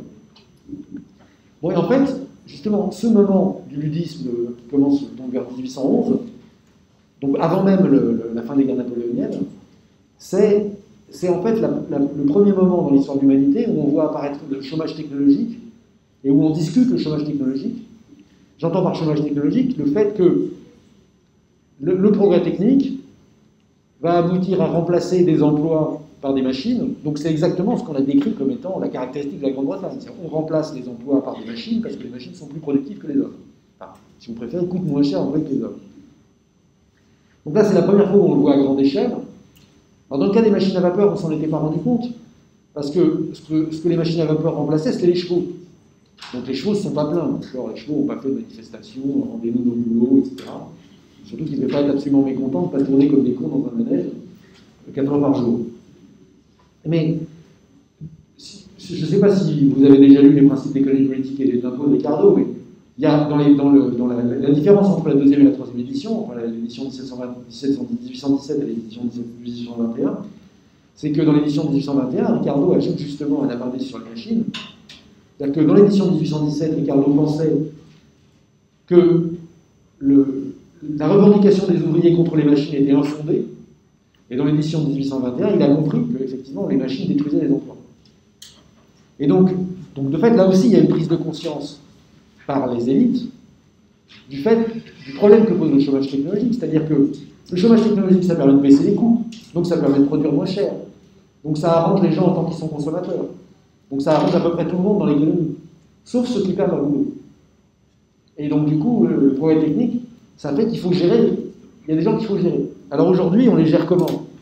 Aujourd'hui, on les gère en se disant que normalement, les gens ont une formation suffisante pour qu'ils puissent retrouver un boulot après. Mais en 1810, ils n'avaient évidemment aucune formation, il n'y avait pas d'indemnité de chômage, c'était l'horreur, etc. Et donc, de fait, les perdants de la révolution industrielle sont à la fois nombreux et pas bien. D'accord? Et donc, le sujet de la révolte des canuts de 1831, c'est évidemment que, à Lyon, c'est évidemment que le perfectionnement des métiers à tisser, les métiers à bras qui sont remplacés par des métiers mécaniques, ça fait que les canuts, avec le matériel qu'ils ont acheté, ils sont plus compétitifs et ils perdent leur boulot. Et donc ils sont affamés par les nouveaux métiers et ils n'ont plus de quoi manger. Bon, donc, partout, machine égale concentration du travail, mais aussi machine égale chômage technologique, avec la prise de conscience lente et diffuse de ce que c'est que le chômage technologique. Bon, alors, le chômage technologique, vous savez, ça, depuis maintenant depuis la fin du XXe siècle, c'est devenu quand même une question beaucoup plus générale, puisque la crise des années 70 en France, ça a été en particulier l'augmentation de la productivité par la mécanisation de la production industrielle. Et puis, tant qu'on se disait, oh, de toute façon, c'est les ouvriers, ils sont trop cons, il y a qu'à les remplacer par des robots, comme ça au moins ils font pas la grève. Maintenant, là où ça commence à faire peur à tout le monde, c'est qu'il est question avec l'intelligence artificielle de remplacer y compris des tâches pas répétitives. Et donc on se demande exactement où va s'arrêter le chômage technologique. La réponse, c'est que c'est comme le chômage technologique suit le progrès, et tant qu'il y a du progrès, il y a du chômage technologique. Bon, et donc le vrai sujet, c'est naturellement et d'offrir des revenus de substitution à ceux qui perdent leur emploi pour qu'ils puissent continuer à vivre bien le temps qu'ils en retrouvent un nouveau, sans d'ailleurs que ça ait des conséquences sur l'ensemble de l'économie, parce que s'ils perdent leur boulot et qu'ils n'ont pas de quoi bouffer, ben, ils ne dépensent plus. Et, voilà. Et de leur donner les moyens de se former à de nouveaux métiers. Mais ça, c'est une problématique de 2020, c'est pas une problématique de 1820. Alors, on a dit on rassemble les ouvriers dans des usines, donc ceux qui ne vont pas à l'usine, ils cassent tout, ils voudraient tout casser dans l'usine. Mais alors, à part Oberkampf, qu'est-ce qu'on a comme usine? Si on prend les usines symboliques, les usines symboliques, c'est les usines qui ont laissé un nom, d'accord? Donc il y a les usines Caille à Lille, qui deviennent ensuite les établissements FIV-Lille. Les usines Caille, c'est les usines qui font des locomotives. Et en fait, les locomotives, on ne les invente pas. Dans un premier temps, on achète des brevets britanniques, c'est-à-dire qu'on fabrique en France des locomotives qui sont des copies des locomotives britanniques. Et donc chez Caille, on commence à faire des locaux dans les années 1830. Et si vous regardez, sur les locaux SNCF, bon alors ça dépend parce que les locaux SNCF récentes, c'est plutôt Alstom. Mais si vous prenez une bonne bébé des années 60, il y a une chance sur deux qu'il y ait une plaque en fonte Caille. Parce que, bon, maintenant Caille a été racheté et consolidé dans Alstom. Schneider au Creusot, alors ça c'est pas le chemin de fer, Schneider vous savez, alors quand on est français d'ailleurs on ne dit pas Schneider, on dit Schneider. Donc Schneider, c'est la sidérurgie. Et donc le Creusot c'est quoi? C'est des mines de charbon et de minerais, de fer, et qu'est-ce qu'on fait? Ben, on va chercher au fond de la terre du charbon et du fer, et au-dessus, qu'est-ce qu'on fait? On fait du métal, enfin on fait de l'acier. À côté de ça, l'usine du chocolat Meunier à Noisiel est quand même gentille comme usine, mais elle est intéressante parce que vous savez, elle est à Marne-la-Vallée, enfin pas Marne-la-Vallée, mais Noisy-le-Grand, je pense. Donc elle est sur la Marne, et c'est une usine en briques polychrome qui en fait a été récupérée par Nestlé, puisque c'est Nestlé qui a récupéré le chocolat Meunier, et c'est là que Nestlé France a fait son siège social dans les années 80, parce que c'est une usine qui est emblématique, non pas parce que c'est la plus grande usine sidérurgique de France en 1850 comme Schneider, non pas parce que c'est la première usine de locomotive comme Caille, mais parce qu'en fait, tout simplement, elle est très jolie. Et elle est très jolie parce qu'elle est en briques de plusieurs couleurs, avec des motifs néo-mauresques, ça veut dire que c'est des fenêtres, des baies en plein cintre, avec des motifs, des décors rayonnants, et puis une armature métallique entre les briques, donc c'est assez graphique et assez spectaculaire. Bon, et puis le symbole de la deuxième révolution industrielle, ce sera les usines Renault à Billancourt, en particulier sur l'île Seguin, où il n'y a plus d'usine, puisque maintenant il y a la scène musicale, mais le démarrage de l'industrie automobile à Paris, c'est le quartier de l'île Séguin, où Renault a eu des usines absolument énormes. Et ces usines sont symboliques de la deuxième révolution industrielle parce qu'on part d'un atelier mécanique, et puis on s'étend démesurément jusqu'à ce que les usines fassent, je ne sais plus combien ça faisait, mais ça faisait 89 hectares ou un truc comme ça. Et c'était juste des extensions successives. Ce n'était pas du tout une usine rationnelle construite d'un bloc sur un terrain vierge. C'était un machin rajouté de tous les côtés en ville, avec des extensions qui partaient dans les arrière-cours et la rue parallèle, etc. Donc c'était très amusant comme usine urbaine. Bon, et puis sinon, les autres usines particulièrement symboliques, c'est les usines Poutilov à Pétersbourg, enfin Saint-Pétersbourg en Russie, un peu en Floride, parce que c'est les plus grandes usines d'Europe à la décennie 14, il y a 20 000 ouvriers, qui joueront évidemment un rôle important dans la révolution russe. Et puis ensuite, pas ensuite d'ailleurs, au même moment, les usines Ford à Highland Park, dans le Michigan, puisque c'est dans l'usine Ford que va être installé le premier convoyeur, c'est-à-dire la première chaîne de montage, où il y a un convoyeur mécanique qui transporte la voiture en cours de construction et les ouvriers ne bougent pas. Donc c'est le début du travail à la chaîne, Highland Park. Donc là, ça reste la deuxième révolution industrielle, mais c'est l'invention du Fordisme.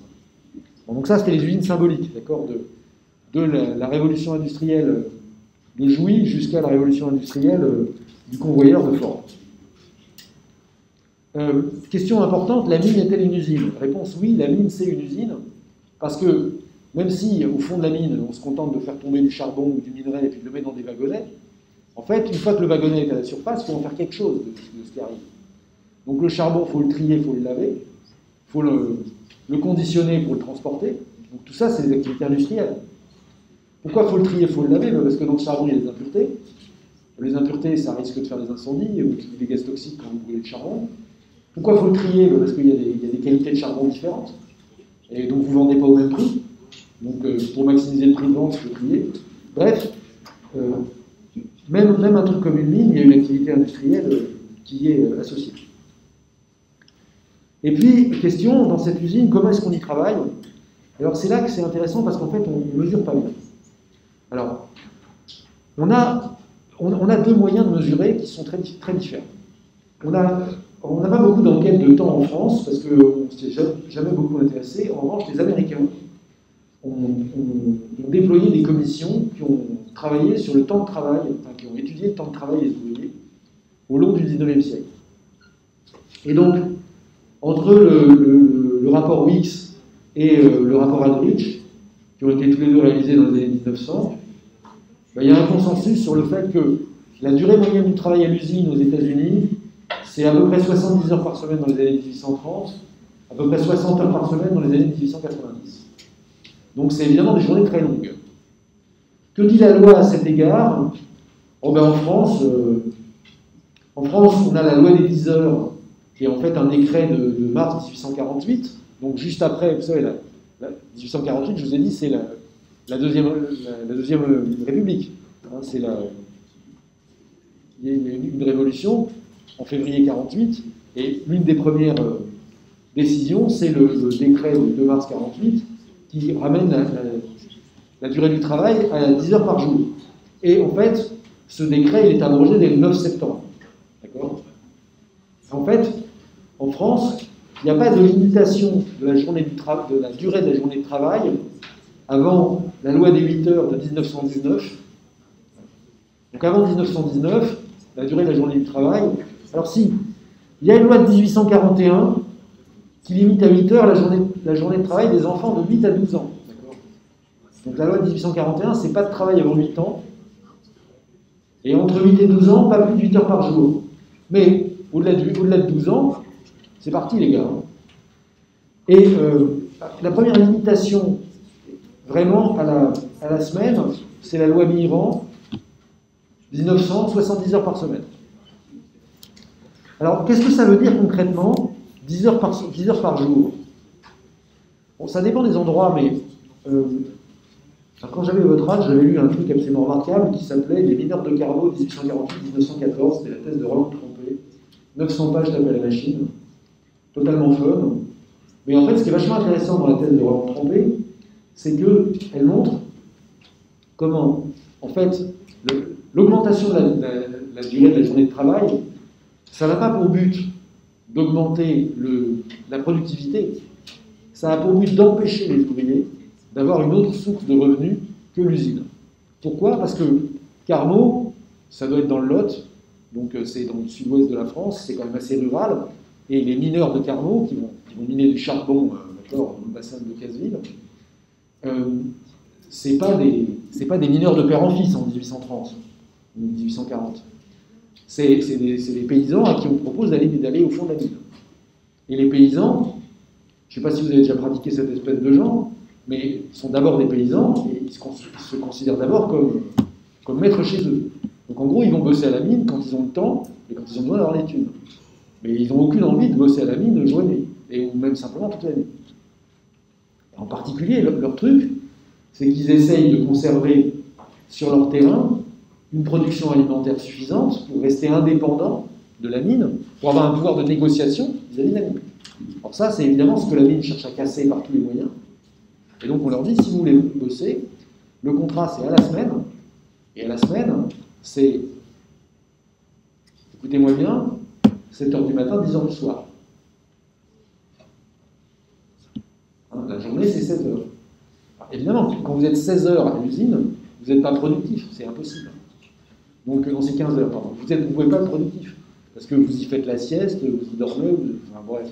Vous ne pouvez pas rester 14 heures d'affilée à bosser. Mais le but, c'est simplement que vous ne puissiez pas rentrer à la ferme, que vous ne puissiez pas vous occuper des lapins, que vous ne puissiez pas sarcler les patates, que, bref, vous ne puissiez pas avoir une production agricole qui vous permettra ensuite, quand la mine, enfin, quand le patron voudra baisser les salaires ou je ne sais pas quoi, de dire j'en ai rien à foutre, moi, je rentre à la ferme, je vais aller à la foutre au côté. Et vous n'allez pas m'emmerder, j'ai un autre pays, je n'ai pas besoin de votre charbon. Bon. Donc, si vous voulez avoir des ouvriers disciplinés, le seul moyen, c'est de leur casser leur pouvoir de négociation en leur cassant les autres sources de revenus qu'ils pourraient avoir. Et donc, la raison de l'allongement de la durée de travail, c'est simplement d'empêcher les ouvriers d'avoir une autre vie que l'usine. Donc, c'est. De fait, la lutte des classes, ça, c'est pas pour rigoler. C'est vraiment la lutte des classes. D'accord? Et. Alors, il y a des patrons plus ou moins intelligents dans la mise en œuvre de cette stratégie de rupture avec l'environnement socio-économique de leurs ouvriers. D'accord? Et donc, une des modalités qui peut être un peu moins brutale que ça, c'est celle du paternalisme, qui consiste à dire, on va vous construire une petite maison près de la mine, d'accord? Et comme ça, vous allez quitter votre vieille ferme dégueulasse, vous serez dans une petite maison salubre, mais de fait, vous serez plus près de la mine et vous serez complètement dépendant de la mine. Et vous achèterez ce dont vous avez besoin dans les magasins de la compagnie, où vous aurez une réduction, mais du coup, vous dépenserez l'argent que vous avez gagné à la mine dans les magasins de la mine. Bon, et ainsi de suite. Alors, ça, c'est plus intelligent que le truc où on force les gars à venir bosser de 7h du matin à 10h du soir, mais ça revient à peu près au même. Alors, tout ceci produit quand même, produit quoi? Ben, en fait, alors, si on regarde l'organisation elle-même du travail, on se rend compte que dans le travail de l'usine, il y a du bruit, en particulier dans la métallurgie. Je ne sais pas si vous avez la moindre idée de ce que c'est que le boucan d'un haut fourneau ou d'un atelier de forgeage, mais c'est absolument épouvantable, d'autant plus que là, à l'époque, c'est pas mettez vos pièces, mon chéri, et ton casque, c'est on y va comme ça, d'accord? Donc, autant dire que vous êtes sourd à 25 ans. Dans la sidérurgie, il y a aussi une chaleur très importante, puisque évidemment, quand vous travaillez au contact du métal en fusion, il fait bon, quoi. Et quand je vous dis qu'il y a une chaleur très importante, c'est qu'il y a des gens qui ne supportent pas physiquement. C'est aussi vrai dans les chemins de fer. L'activité, le type qui conduit une locomotive s'appelle un chauffeur. Et il s'appelle un chauffeur pour une raison simple, c'est qu'il passe son temps à mettre du charbon dans le foyer. Et là, il fait bon aussi. Hein. Puis, votre machin, c'est quand même une machine à vapeur. Donc, une machine à vapeur, par essence, c'est quand même relativement chaud. Voilà. Qu'est-ce que vous avez? Vous avez aussi l'humidité, en particulier parce que dans les ateliers de filage, on file à chaud. Donc, on mouille la fibre, on la mouille à l'eau chaude. L'eau chaude coûte pas cher parce qu'avec la machine à vapeur, on en a facilement. Pourquoi? Parce que le fil, quand il est à la fois chaud et mouillé, il se file plus facilement. Résultat, les ateliers sont à la fois chauds et humides, mais à un point où ils sont l'air insalubres. Puisque un truc qui est humide en permanence, c'est pas très bon. Surtout quand vous êtes 14 heures par jour là-dedans. Alors j'ai oublié encore la poussière, dans les mines, dans les chantiers des tunnels, enfin, en gros tous les chantiers où on ne respire pas, les activités de polissage aussi.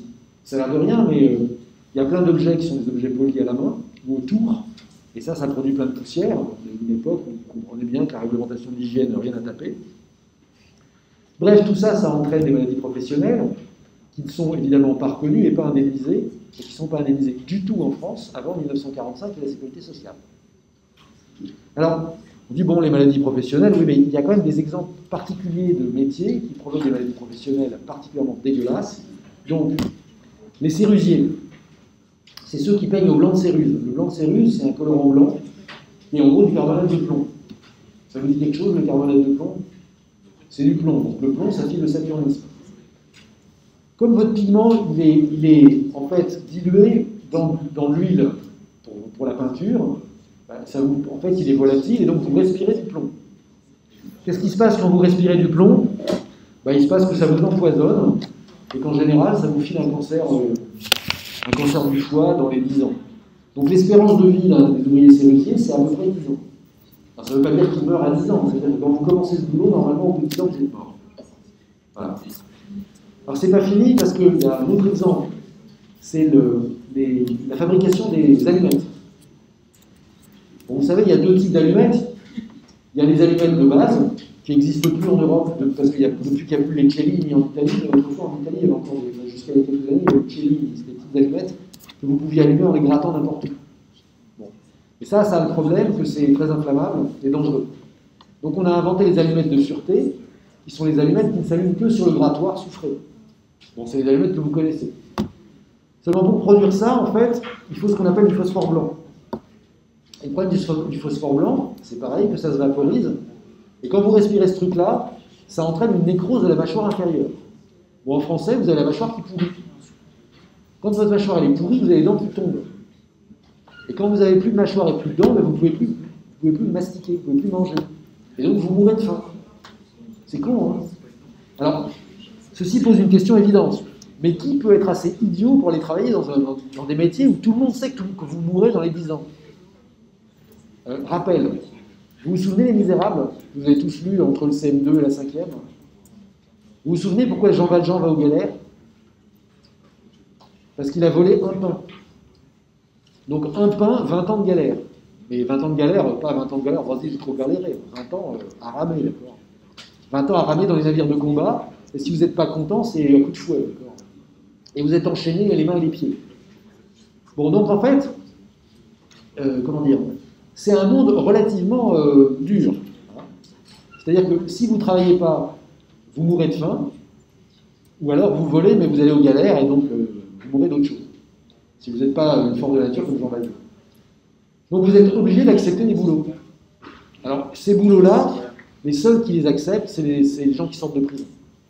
Puisque de toute façon, on veut de nulle part. Et donc les prisonniers, soit ils retournent soit ils refont des bêtises, mais dans ce cas-là, ça risque de se passer assez mal pour eux, soit ils acceptent ce genre de boulot et ils savent qu'ils sont morts dans 10 ans. Si vous voulez une description de fait de ce que c'est que travailler dans ce monde-là, qui date de 1840, je vous conseille Les Mystères de Paris de Eugène Sue, ça se trouve sur Wikipédia par exemple, sur Gallica. C'est juste hallucinant. C'est le Paris des bas-fonds de 1840. On avait l'impression, avec la description du salaire de subsistance, qu'on décrivait un truc pas fun, d'accord? C'est-à-dire les gens qui bouffent 300 kilos de farine par an, on disait, bon, c'est une existence pas très rigolote. Et le problème, c'est que le reste du temps, déjà pour la gagner, leur farine, ils triment dur. Bon, alors, donc, il y a des maladies professionnelles, et en plus, comme si ça ne suffisait pas, il y a des accidents du travail. Alors, ce qui est intéressant, c'est de savoir que les accidents du travail, sous réserve que le salarié puisse prouver la faute intentionnelle de l'employeur, ce qui est quand même assez compliqué, d'accord? Parce que dire que la machine à vapeur a explosé parce que votre patron l'a fait exploser, enfin ça vous pouvez le dire, mais convaincre le juge, c'est quand même plus compliqué. Vous pouvez dire que c'est votre patron qui a fait exprès de vous mettre le bras dans la courroie de la machine et que ça vous a emporté le bras. Le juge sera vraiment convaincu. Donc, jusqu'à la loi de 1898 en France, si vous ne prouvez pas la faute intentionnelle de l'employeur, pas d'indemnisation des accidents du travail. À partir de la loi de 1898, ce qu'il y a, c'est que, en fait, la loi de 1898 instaure un régime de responsabilité sans faute. C'est-à-dire que l'employeur est responsable de la sécurité, et donc même s'il n'y a pas de faute, c'est à lui de payer. Du coup, il va s'assurer. Mais jusqu'en 1898, zéro indemnisation des accidents du travail. Et alors en fait, bon, j'ai déjà décrit les accidents du travail qui sont liés au peu de sécurité des machines à vapeur, mais par exemple l'activité minière, elle est aussi, ça donne aussi beaucoup d'accidents du travail, parce que comme vous le savez, alors il y a un problème classique dans les mines qui sont que si elles ne sont pas bien étayées, elles s'écroulent, ou bien s'il y a des fuites d'eau, elles peuvent s'écrouler aussi. Ça, c'est des trucs qu'on maîtrise à peu près dans les années 1900. En revanche, ce qu'on maîtrise toujours très mal, c'est les histoires de grisou. C'est-à-dire que concrètement, dans le charbon, il y a des poches de gaz. Et ces poches de gaz, si vous tapez un coup de pic et que vous crevez une poche de gaz, comme votre lampe, c'est une lampe en général à feu, d'accord, c'est une lampe à flamme nue, elle va mettre le feu à la poche de gaz, le gaz va brûler, soit il crame tout le monde dans la galerie, ce qui est une possibilité numéro 1, soit il éboule tout sur tout le monde, ce qui est une possibilité numéro 2, soit il consomme tout l'oxygène et tout le monde va asphyxier, ce qui est une possibilité numéro 3. En général, vous avez une combinaison des trois possibilités. Bon, alors, ça représente quoi? Ben, figurez-vous qu'on a un record du monde, quand même, dont on peut être fier, c'est à Courrières, dans le département du Nord, en 1906. On a comme ça un coup de grisou qui fait 1060 morts. D'un coup, 1060 morts. C'est quand même pas mal. Non, c'est un beau... Donc quand on parle d'accident du travail, je veux dire, c'est pas Lulu qui s'est coincé le petit doigt dans la portière de sa caisse de 504, d'accord? C'est quand même du sérieux. Alors, c'est pas 1000 morts à chaque coup non plus, mais si vous prenez par exemple dans le département de la Loire, d'accord? Donc le département de la Loire, c'est autour de Saint-Étienne, là où il y avait des mines de charbon qui étaient encore qui étaient tout à fait en production au XIXe siècle. On a 280 morts dans un coup de grisou en 1876, 100 morts en 1886, 217 morts en 1889. D'accord? Donc en tout, en seulement 13 ans, ça nous fait 600 morts dans les accidents du travail. C'est quand même beaucoup, 600 morts en 13 ans dans un seul département. Voilà, donc en fait, alors c'est peut-être pire ailleurs, n'empêche qu'à ce jour, personne n'a dépassé la catastrophe de Courrières et ses 1060 morts. On espère d'ailleurs que personne ne le déplacera, mais quand même. La révolution industrielle, il y a cet aspect des choses qui sont que les conditions de travail des ouvriers sont quand même très dures, avec des maladies professionnelles qui ne sont pas reconnues, des accidents du travail qui sont pas pour de vrai. Alors, évidemment, ce tableau lamentable, mortifère, misérabiliste que je viens de faire, il émeut quand même très fortement les témoins de l'époque. Et en particulier un médecin qui s'appelle Louis-René Villermé, alors qui est un polygraphe, qui a écrit des quantités de trucs, mais il a 2 ouvrages majeurs.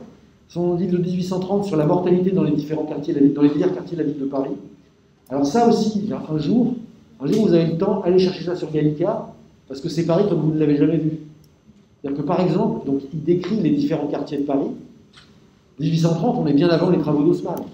Donc tout le centre de Paris est encore médiéval, et tout le centre de Paris est complètement insalubre, et c'est le centre de Paris où il y a le plus de morts.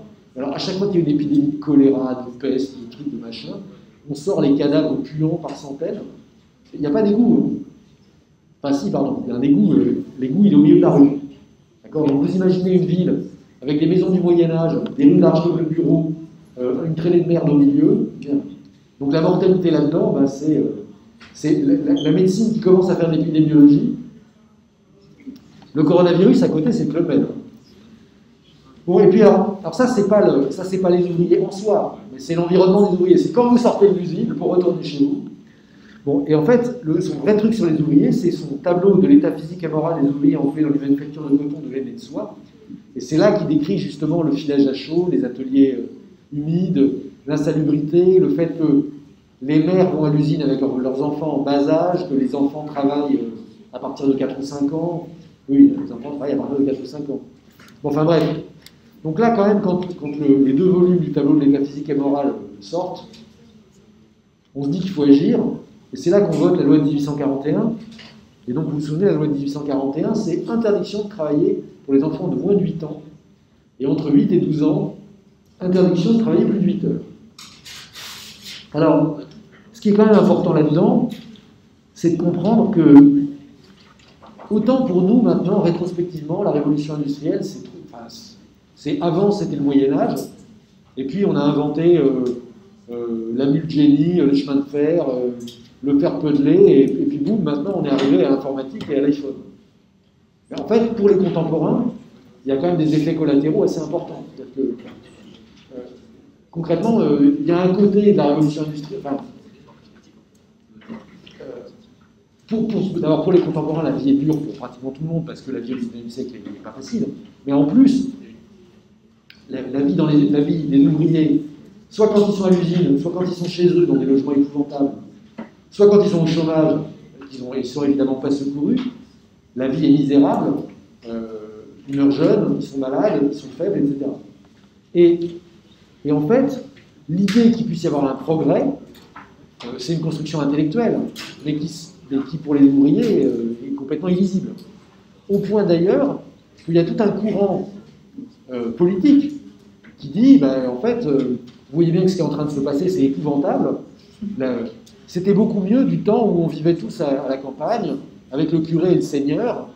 Et donc, il y a un mouvement monarchiste très conservateur, qui dit que la société d'avant la Révolution industrielle et d'avant la Révolution française était évidemment beaucoup, beaucoup mieux.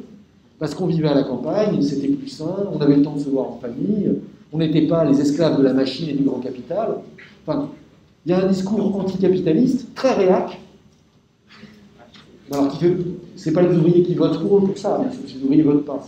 Mais il y a un discours anticapitaliste très réactionnaire qui assimile la révolution industrielle à la pire chose qui soit arrivée à l'humanité. Et ça va mettre du temps à ce que ceux qui font la révolution industrielle en bénéficient. Quand on dit que ça va mettre du temps, c'est que ça va mettre pratiquement 2 siècles.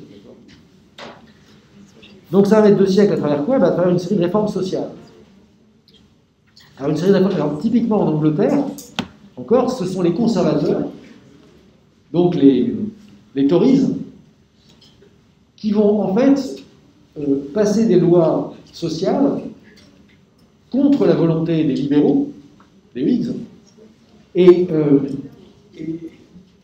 donc en fait c'est les conservateurs propriétaires terriens aristocrates qui vont faire passer les lois sociales contre les libéraux avancés, copains de Ricardo, etc., qui veulent évidemment aucun obstacle à la libre entreprise et au développement de l'industrie. Alors, qu'est-ce que c'est ces lois sociales? La première loi sociale, c'est en 1802 le Pitt Factory Act, qui limite donc le temps de travail des moins de 21 ans à 12 heures par jour. J'ai quand même une bonne nouvelle pour vous, c'est que cette loi n'a jamais été, elle a été adoptée, mais elle n'a jamais été mise en œuvre. Donc vous êtes quand même censé travailler plus de 12 heures par jour.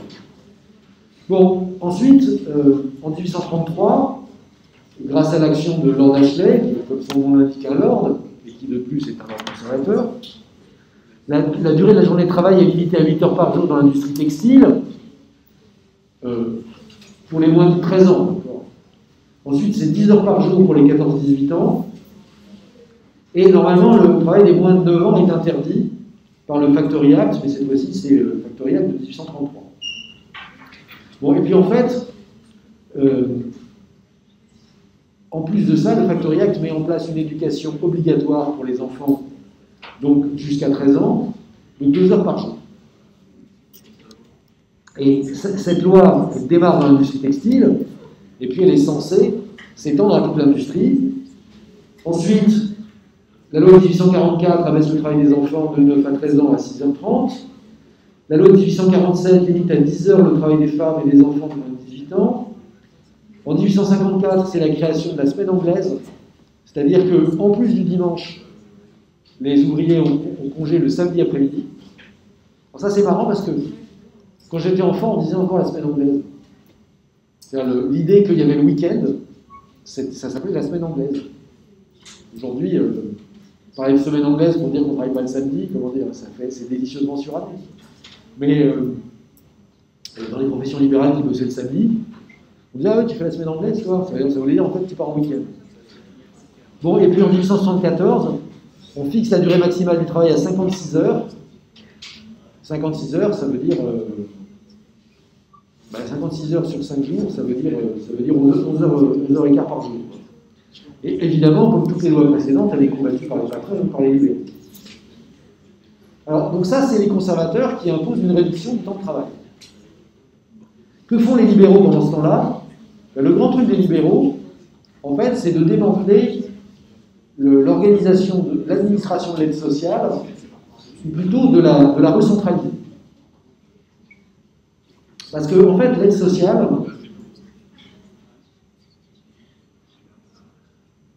si ça ne vous intéresse pas, parce que je comprends très bien, c'est sympa d'aller discuter dehors, parce qu'en fait, c'est un peu fatigant pour tout. Donc, jusqu'à la loi sur les pauvres de 1834, en fait, l'aide sociale est distribuée au niveau des paroisses. Concrètement, alors, c'est quoi les paroisses? C'est soit, enfin, en gros, la paroisse, c'est l'église qui accueille les paroissiens qui vont à la messe ou à l'office tous les dimanches, d'accord? On parle de société où, de fait, pratiquement tout le monde va à l'église, et donc, de fait, c'est la raison pour laquelle c'est sur la paroisse que s'appuie la distribution d'aide sociale. Le truc, c'est que les libéraux trouvent que l'aide sociale distribuée par les paroisses, l'aide sociale directe, qui consiste donc à donner de l'argent ou surtout du pain, en fait, ça incite à la paresse, puisqu'après tout, on donne des moyens aux gens absolument sans contrepartie. Donc c'est quoi l'idée des libéraux? C'est de désinciter à la paresse. C'est-à-dire concrètement d'inciter au travail. Et comment est-ce que vous incitez au travail? C'est pas compliqué. C'est les gens qui n'ont pas de travail, vous les mettez dans une situation pire que s'ils en avaient. J'entends, compte tenu de ce qu'on vient de décrire comme étant le travail. Le travail n'est effectivement pas très attractif en soi. Alors donc, ce qu'on fait, c'est qu'on ouvre des workhouses, donc des maisons de travail, dans lesquelles on va mettre les pauvres qui n'ont pas les moyens de subvenir à leurs besoins. La mendicité est interdite, mais surtout la pauvreté est un délit. Si vous n'avez pas les moyens de subvenir à vos besoins, et en particulier si vous n'avez pas les moyens de vous occuper correctement de vos enfants, hop, on vous met dans la maison pour les pauvres, et vous en sortirez quand vous aurez trouvé un boulot. Et quand est-ce que vous aurez trouvé un boulot? Quand vous n'en pourrez plus d'être dans le poorhouse et que vous accepterez n'importe quel boulot. Pourquoi? C'est parce que le poorhouse, le workhouse, concrètement, c'est un pénitencier de travail. Donc vous êtes en uniforme. Alors d'abord, quand vous arrivez, on sépare la famille. Donc les petits garçons vont dans le quartier des petits garçons, les petites filles vont dans le quartier des petites filles, madame va dans le quartier des femmes, et vous allez dans le quartier des garçons. Et puis on vous met en uniforme, alors c'est pas un pyjama rayé, mais pas loin. Et puis c'est réveil à 5h du matin, on travaille jusqu'à 11h, à 11h on déjeune, on se remet à bosser à 1h30 jusqu'à 8h du soir, j'exagère, jusqu'à 6h du soir, à 6h on soupe, et à 7h extinction des feux, tout le monde au plus marre. Et c'est comme ça tous les jours, sauf le dimanche. Et le dimanche, vous avez le droit de faire quoi? Le matin vous allez à la messe et l'après-midi vous bossez. Bref, dans ces conditions, c'est sûr que vous avez assez rapidement envie de sortir. Mais pour avoir le droit de sortir, il faut avoir trouvé un boulot. Et si vous ne trouvez pas de boulot, on vous y remet. Alors est-ce que j'exagère pas? Non, j'exagère pas parce que, en fait, d'après tous les comptages qui ont été faits par les historiens, en particulier par Fraser, en 1845, par exemple, il y a à peu près 200 000 pauvres qui sont enfermés en Grande-Bretagne. Ça fait du monde quand même, c'est pas un truc anecdotique, d'accord? Et en fait, si on fait le compte dans l'histoire des vies, il y a à peu près 6%, donc à cette époque-là, au moment où la révolution industrielle redémarre et on retourne vers le plein emploi, à cette époque-là, il y a à peu près 6% de la population britannique qui, à un moment de sa vie, passe par le workhouse. Donc il y a un Anglais sur 15 qui se retrouve à un moment de sa vie enfermé dans ce truc-là. Voilà. Bon, sur une population totale de pauvres qui était d'1,3 million. Ce qui fait moins de 6%. Alors là, vous avez des magnifiques plans de workhouses. Alors ce qui est intéressant à voir, c'est que en fait, il y a deux familles de workhouses dans l'organisation architecturale. Il y a ceux qui sont les anciens hôpitaux du XVIIIe siècle, et puis il y a les organisations rationnelles du XIXe. Et ce qui est pas mal, c'est qu'il y a en particulier les architectes qui ont conçu deux choses dans leur vie, c'est les workhouses et les prisons. D'accord. Quand même, les gars, ils ont de la suite dans les idées. Ils ont décidé de faire le bonheur de l'humanité, mais quand même en commençant par le bas de l'échelle sociale. C'est pas je vais construire la cité idéale, c'est je vais construire la prison idéale où le monde sera heureux. Bon, après tout, pourquoi pas? Alors, ceci dit, ce qui finit par changer les choses, quand même, c'est que quand vous donnez le droit de vote à tous ces braves gens, ça change un peu, si vous voulez, la prise en compte par la capacité d'écoute du politique, des souffrances du peuple. De telle sorte que, à partir du moment où le peuple a le droit de voter en Angleterre, c'est à partir du moment où on arrête d'utiliser des astuces pour que les ouvriers n'aient pas le droit de voter, dans un système de suffrage pseudo-universel, en fait, les deux partis qui alternent, qui sont donc les libéraux et les conservateurs, se mettent à courtiser les électeurs populaires en disant que sinon c'est le Labour Party qui va l'emporter. Au passage, aujourd'hui le Parti libéral existe quasiment, enfin il existe à titre de relique, mais il n'y a plus de Premier ministre libéral en Angleterre depuis je ne sais plus quand. Alors que depuis la fin du XVIIe, c'était toujours les conservateurs contre les libéraux. Là, au début du XXe siècle, quand le suffrage devient vraiment universel, la possibilité de l'arrivée d'un gouvernement travailliste devient réelle. D'ailleurs, il y aura un gouvernement travailliste avec McDonald's en 1924. Mais en attendant, pour donner du lest, lâcher du lest, les gouvernements, aussi bien libéraux que conservateurs, mettent en place une indemnisation des accidents du travail, 1897, un système de retraite, 1908, un système d'assurance maladie en 1911.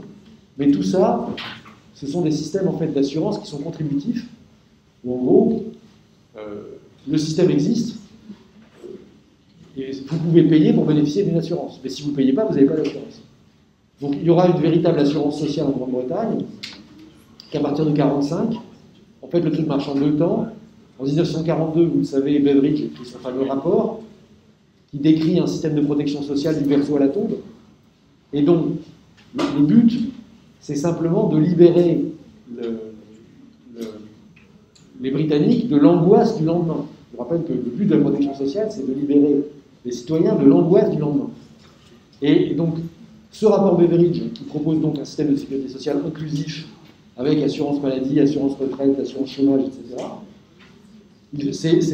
c'est la plateforme de campagne du Parti travailliste aux élections de 1945, et c'est comme ça que Eden écrabouille Churchill aux législatives de 1945 en Grande-Bretagne, alors même que Churchill est auréolé de la victoire. Il ne comprend pas qu'il se fait rétamer aux élections, tout simplement parce que ce que les travaillistes proposent, c'est pas juste on a gagné et maintenant on va continuer à serrer la vis jusqu'à la prochaine victoire. Le propos des travaillistes, c'est la sécurité sociale universelle et, alors gratuite, non, parce qu'elle va être financée par l'impôt, mais de fait, automatique. Voilà. Bon, donc ce sera l'enjeu pour la France la semaine prochaine, on verra ce qu'il en est des réformes sociales en France. Merci de votre attention et bonne fin de semaine.